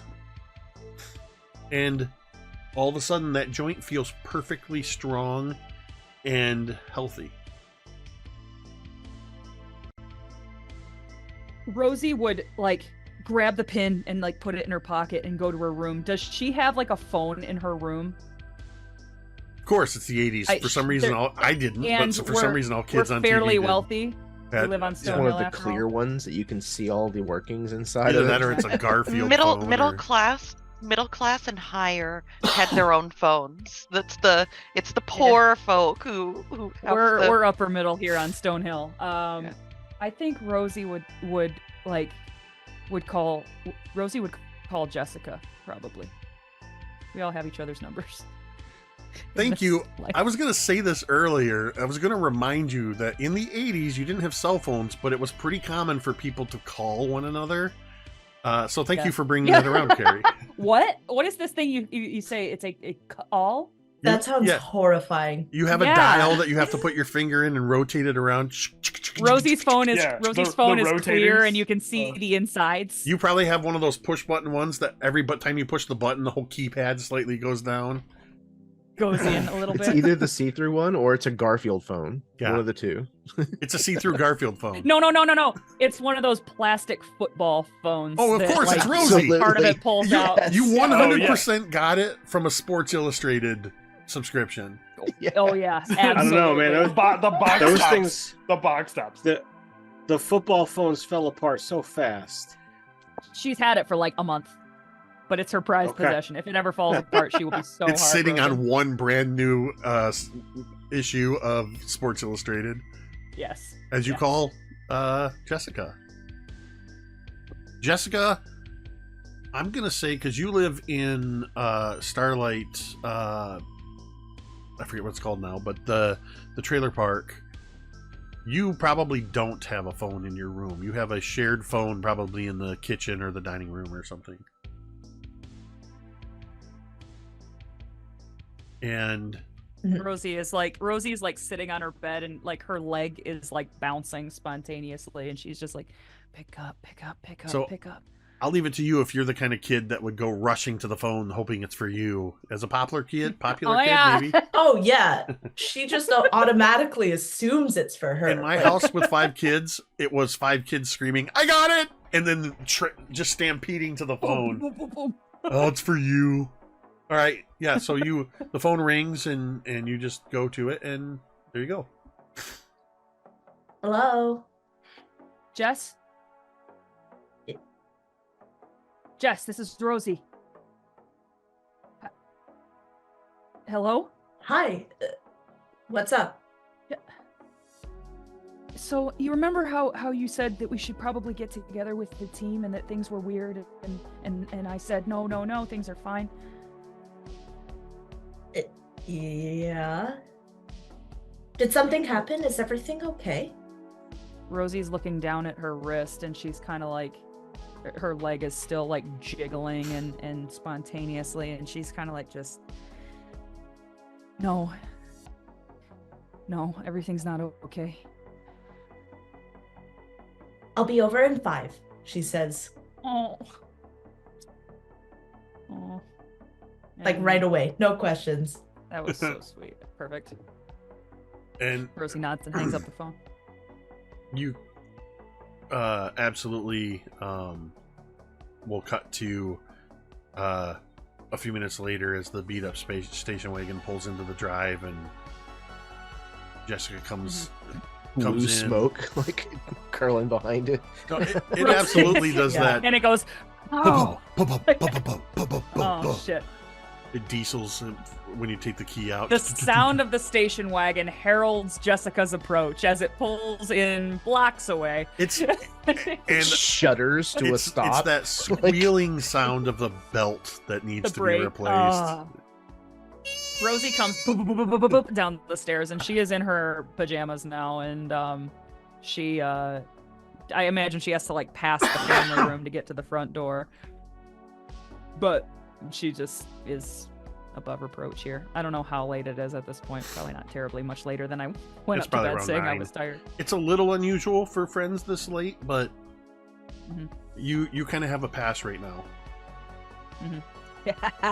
All right, super. And I open the door, and like, hey Jess, I heard the old stallion there coming, so. He like nods. As you can see, like she's stressed. I don't think Jessica like likes driving. So she is just like, there's like a little bit of sweat. Okay. And Rosie would like come outside like onto the front porch, and I would like imagine there's like steps down. And Rosie just kind of like shuts the front door behind her, and she would like sit down on these steps and just kind of be like, Jess, everything's fucked up. I got hit by a fucking truck today. What? I got hit by a fucking truck. It fucking crushed me, man. It broke every fucking bone in my body. I felt it happen. She like looks at you. But not totally I mean, weird shit is happening all the time, but just kind of like there's like an interest there, like a it broke. I couldn't breathe, and then there was just nothing, and then I don't know where I was, and then I was back, and there was a whole goddamn army of doctors telling me I was fine and there was nothing wrong with me.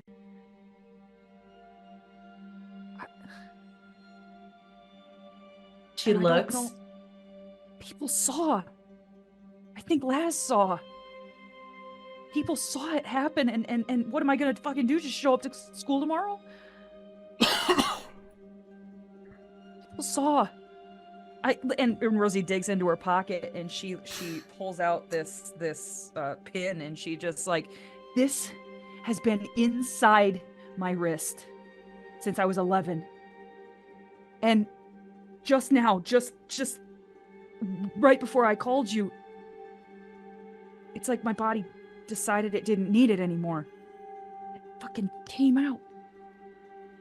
Oh my god. Everything's fucked up, Jess. Everything is wrong.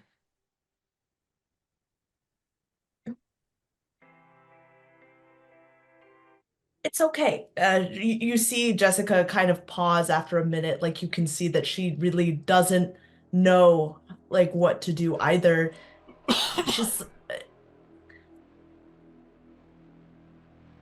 She sits down beside Rosie. I mean, you've already got a thing. I mean, you still strong like you were? You see Jessica like she like pauses for a second. She's like, Anne was strong. I can face through things, she says after a moment. Yeah, okay. Sorry, I can barely tell you guys apart. Anyway, She nods. What do we do? What should I do? Well, like you said, like, I don't think you can go back to school. I have You to are go gonna back to be. school. I know, but like, what if? I know. I have to go back to school. I mean, I can't not go back to school. People think I'm dead, and that's not good either. Plus, we have East on Thursday. Jessica like rolls her eyes, but like smiles. No, I think we go back to school, and the doctors said I just got lucky. That was what they said. They got lucky. I got lucky. And Do doctors you said think the it's gotta people be who true. saw it? Listen, you gotta be ready. People are gonna talk. People are already talking. Well, I guess that's high school, right? Yeah, but like, people usually talk about like, that the fact that you slipped in the hall, not that you got run over by a fucking truck. Yeah, I guess that's true. Well, I'll think about it. If you don't see me tomorrow, just at least you know I'm not dead.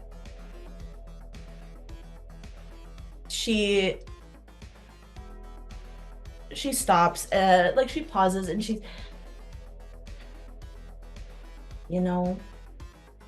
I hate that I'm right. I'm not apologizing if that's what you're hoping for. No, I didn't think you would. I'm happy you called me. And out of nowhere, Rosie would hug Jessica, and she would just say, "I'm happy you came." Jessica, like, I imagine, like, puts her arm around Rosie, and that's fucking sick. A truck? It was Dallas Rogers' truck, and it's fucked up in the front still. Look at it tomorrow. It's all cracked and shit. Jesus. Yeah. Well, so that's me and Billy and you. Coop hears voices. I don't know if that's a power or a problem, but Coop is something. Oak has his thing, I think. he is two people at once. Also In cool. a way, he's an adult.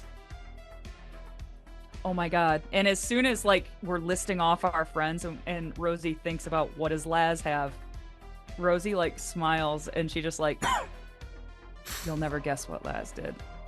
And I imagine that's where like the scene cuts. Perfect. That's like... Perfect. With that, we're gonna join Billy at the end of the night. Once you've dropped off all your friends, are you going home? I am. Knowing that there'll probably be some issues, the fact that I've had Carson out all of this time, there's going to be some ramifications. So, when you get home, you walk into the house. More likely than not, coming in through the kitchen entrance, because that's back where Carson would have parked the car. And when you walk in, you hear from down the hall. You hear a few voices, and you hear laughter. And you then hear your grandmother, Darla, give sort of a high-pitched laugh, and she kind of steps out of the library, puts her hand on the door, and she kind of laughs, and then she goes, "All right, I'll be back with another bottle of," and she says the name of some really fancy, expensive wine. And she turns and she goes, "Oh, William." She comes to you in the kitchen. "Where have you been?" Well, there's a rough day at school, and one of my friends got into a car accident. Oh, and no, I'm so sorry to hear that. Hey, we have guests. Oh? I would like you to come see them. I would like to introduce you to them. Sure. She completely sidesteps and steps over your trying to actually answer her question. Yeah, And yeah. You're probably used to this. Completely caught that. Yeah, you're probably used to this. I am, and I hate it, and the conflicting personalities of who she was in the first iteration only makes this much more, that much more challenging. To add to that conflict of the first iteration versus this, the first iteration, Darla Stapler she looked like a Midwestern soccer mom. Here she is an elegant woman. She's even at home on a Monday night. She is wearing a very nice dress, and her hair's pulled up, and she's got diamonds around her neck and in her ears, as she does the thing that your grandmother always does when she walks somewhere with you. Is she holds she kind of hooks her hand through, forcing you to do the gentleman thing. Yep. And she kind of puts her other hand, and even though she's guiding you, she leads you to the library, and she says, so I would say, in contrast, because I haven't had time to come home and get changed. I'm still in my uniform, but the top button's undone, the knot has been pulled down from the tie, so I'm disheveled and not really thinking about it as we're brought into wherever to meet whoever.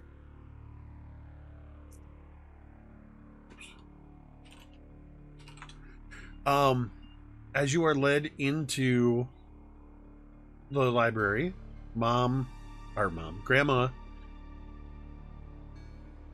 it's almost as if her voice precedes her. She knows that she's the most important person now in that room, and is interrupting any conversation as she steps in and says, "And here he is, my grandson, William. William, please say hello to the Van Houtens."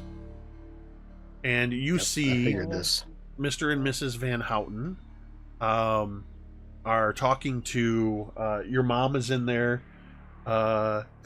and sitting in two wingback chairs on the far side of the library are Victor and Victoria. And they are not still wearing their school uniforms, and you see that both of them give you this kind of, if they had glasses, they would be looking over them, as they just kind of give you the very obvious up and down that you're still in your school uniform. So I give them just the the slightest nod, and I try to put on the more regal manner that my grandmother prefers that I do, and I, turn to, the elder Van Houtens and say, pleasure. I am Billy Stapler, and I will bow graciously to her and offer my hand to him. And your grandmother introduces you to them, introduces them to you as Vincent and Veronica Van Houten. It's all about the V's, huh? They got a theme. And they politely smile at you and shake your hand. And your grandmother suddenly goes, "Oh, the wine. I almost forgot. Billy, I believe you have some friends from school." And whenever she calls you Billy, that's like dismissive and talking down to you, as she kind of gently nudges you towards the twins and turns to go back to get the bottle of wine.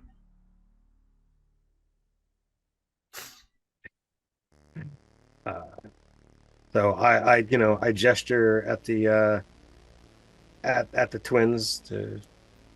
Did you want to let the adults talk, or did we want to all mingle here?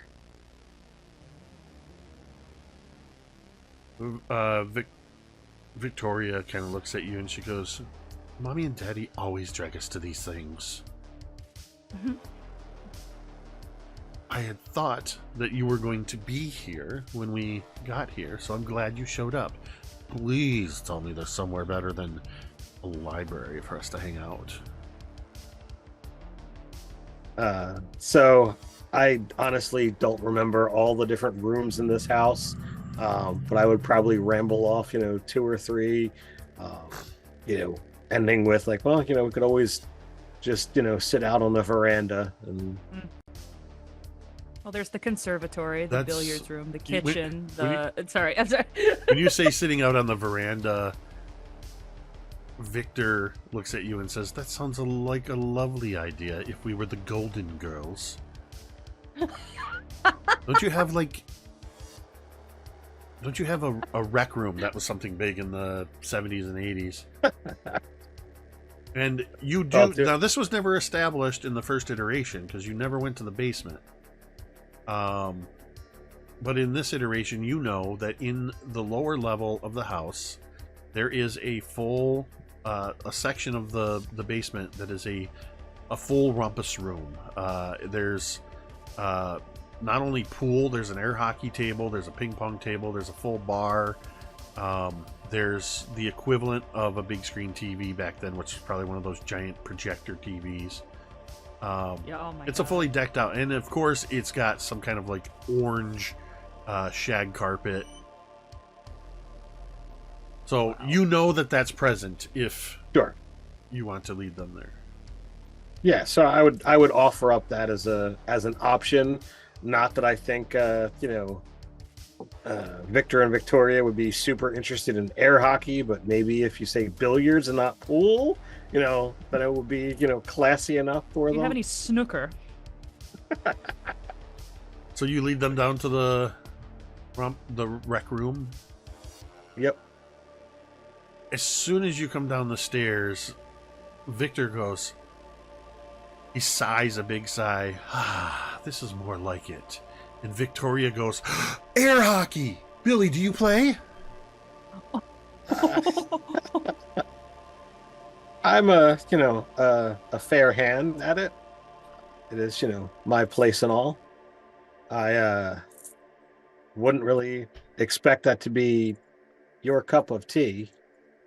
And in regards to my outfit, as now that we're out of parents' shot, I'm pulling the tie off and throwing it to the side. This is the first time I've been home since I left school, so didn't really have the opportunity to change.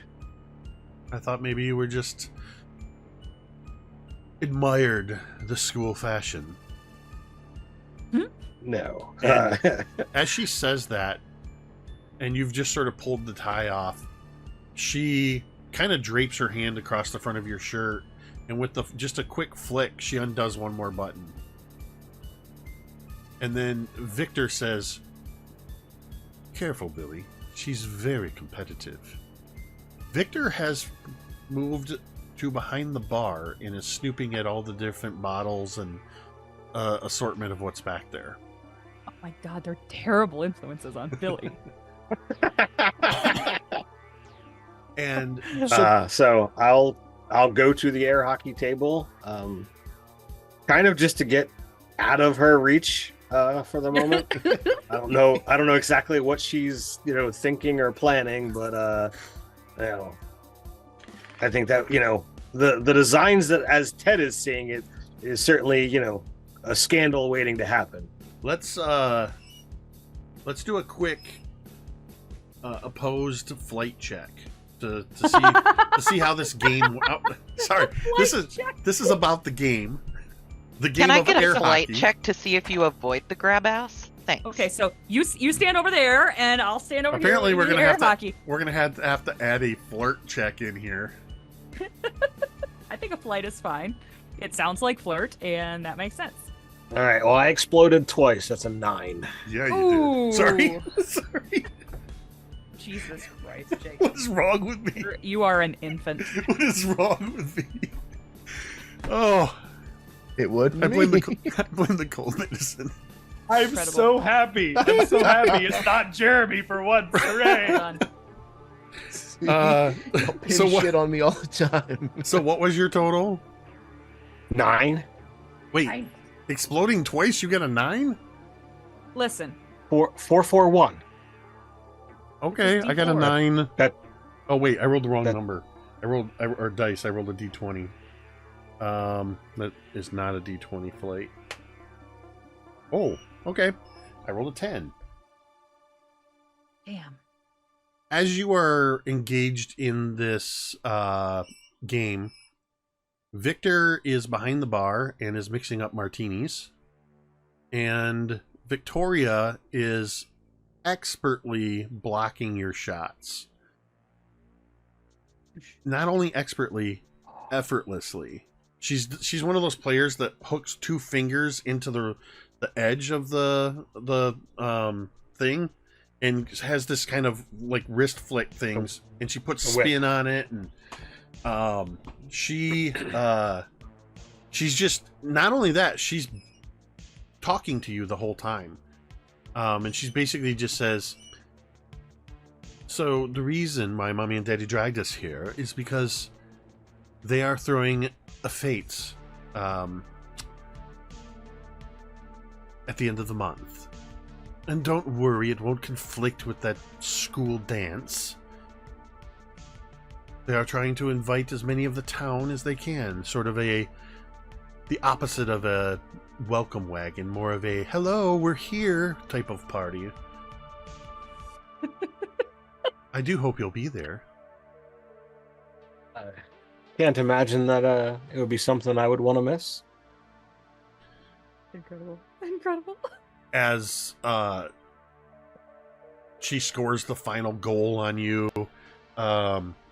Victor comes over and sets down a martini glass next to you on the edge of the table, hands one to his sister, and he holds the glass up, and he says, "The Van Houtens and the Staplers. I think this is going to be a wonderful friendship." And he holds his glass up to you. I'll take it. And Do I have any idea what's in it? it's a martini. It's vodka. I forget. Okay. Ted doesn't drink. It's Sorry. it's a vodka martini. There's a couple olives on a toothpick, and what is it? Vermouth, I think. Or no, vodka. Okay. I don't know Time how to out. make A a martini. martini either. is a very romanticized drink. I fucking hate martinis, A and so vodka does martini is everybody not bad. else. The worst okay. thing about a martini is the stupid martini glass, because it's hard to drink out of. It's like, hey, here's a drink that, let's just make it different. Here's a shallow bowl to drink out of. You need to get There's a a plate. dirty martini because then it tastes like you're just No. drinking olives. That's the worst.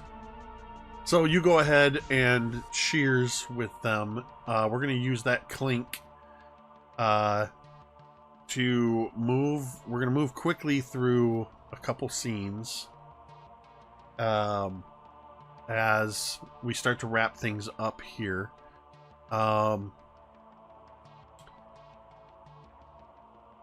Rosie, you turn in for the night, and as you climb into your bed and you turn off the light,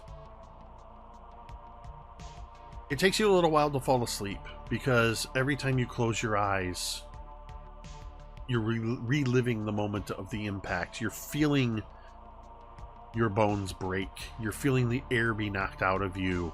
You're feeling your head smack into the pavement. And you kind of snap awake, and you almost involuntarily are grabbing at your chest, checking your bones, your arm and your leg. So it takes you a while. We see Rosie fitfully trying to fall asleep.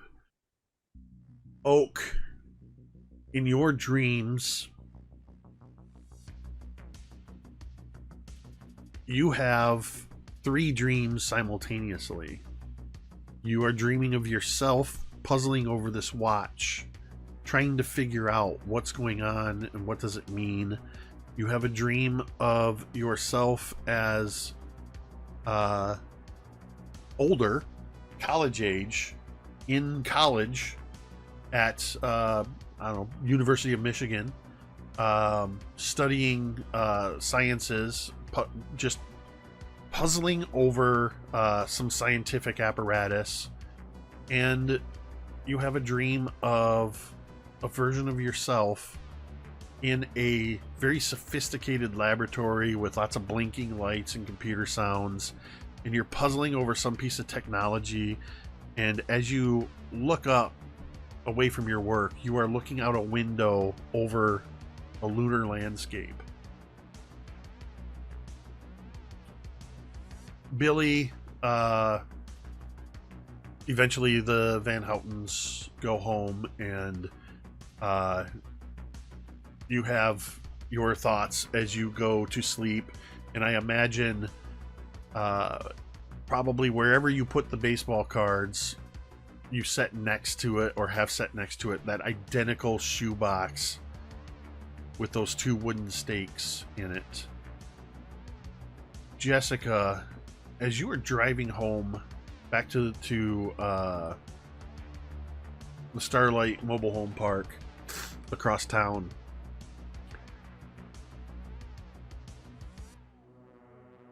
you have that feeling like somebody's watching you, and you keep looking and seeing in the rearview mirror that your reflection is looking back at you with a look of disdain.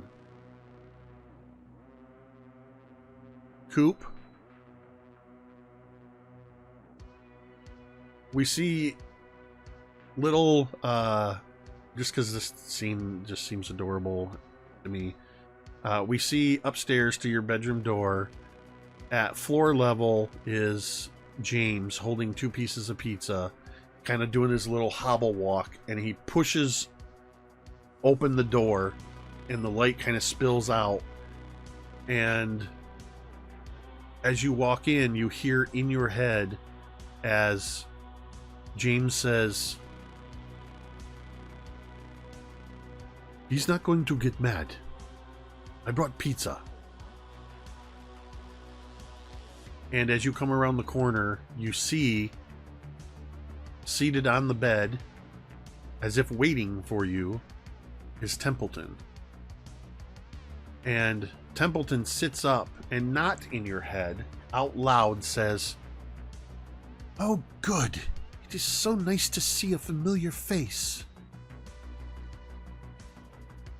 We cut to... Oop, don't fall for it. We cut you to... know what he is. I'm sorry. We cut to the vice principal's office, where after 10 minutes that seems... 10 minutes of searching that seems like an hour. You find what you're looking for. You find the silver bar. You also found your lighter. The cigarettes are gone. but you find your lighter, and you find the silver bar. You close the drawer to the desk, and as you turn to leave, you see in the darkness, but the only light is coming through this window, this tall window. The door from Dr. Sharp's office that leads into the main office where Miss Adams sits. You never heard it open, but it's open now. And standing in the doorway is Dr. K. And he looks at you and he goes, "What are you doing here? You're not supposed to be here." And he looks around and he points something at you, and you fall unconscious. Oh. And that's where we're going to end tonight's session. Well, it's a good thing I had other plans for the dance anyway. All right. Okay. Wow. This was a tough one. This was a tough one trying to navigate through and wrap the day up for everybody. Holy shit. Thank you for allowing us to run over just a little bit.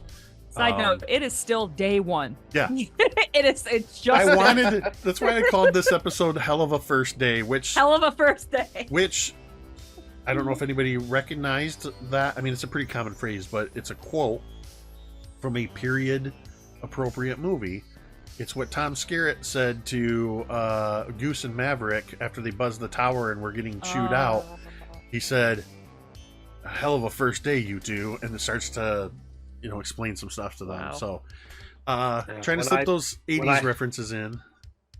Love it. When I shared the link on social media, I was like, I wonder if we're actually going to get to day 2. No. So, and the answer is no. But I wanted to start to, I think 7 episodes in, this is a point where some things are starting to be revealed or suspected. More shenanigans are starting to happen, and it seems like there's a lot of shenanigans that are happening behind the scenes that everybody doesn't know, or many people don't know. So I'm curious and excited to see how this is going to go. Everybody knocked it out of the park, whether you had abbreviated scenes, or I think our MVP scenes were Jessica and her dad, and Jessica and Rosie, I think were some amazing scenes. Right, so the school year is typically 9 months long, 7 days in a week. The school is 9 months long, and if we take 7 episodes to get through each day, it's only going to be 1,890 episodes this season. Look, man. That's just it. That's just 5 years of right before the winter break, we'll get to the dance. Right. Yeah. Oh, by the way, since Chad mentioned that he was looking at a flyer for the dance, there will be posters, but this is the first. It's sort of like a little Easter egg. The first indication. The dance on that flyer is Moonlight Masquerade, and it is scheduled for the night of the full moon at the end of the month. Of course, it'll be 3 weeks away. Magnificent. Fan-fucking-tastic. But also, either the day before or the day after is the Van Houten's party. Oh, Billy's got quite a bender in store. He's got quite the social agenda. Just shoot me now. I'll have to pencil you in. Real quick, as we start to head out of here, I neglected to, at the beginning, to mention, as I usually do, just a reminder of the shows that we have.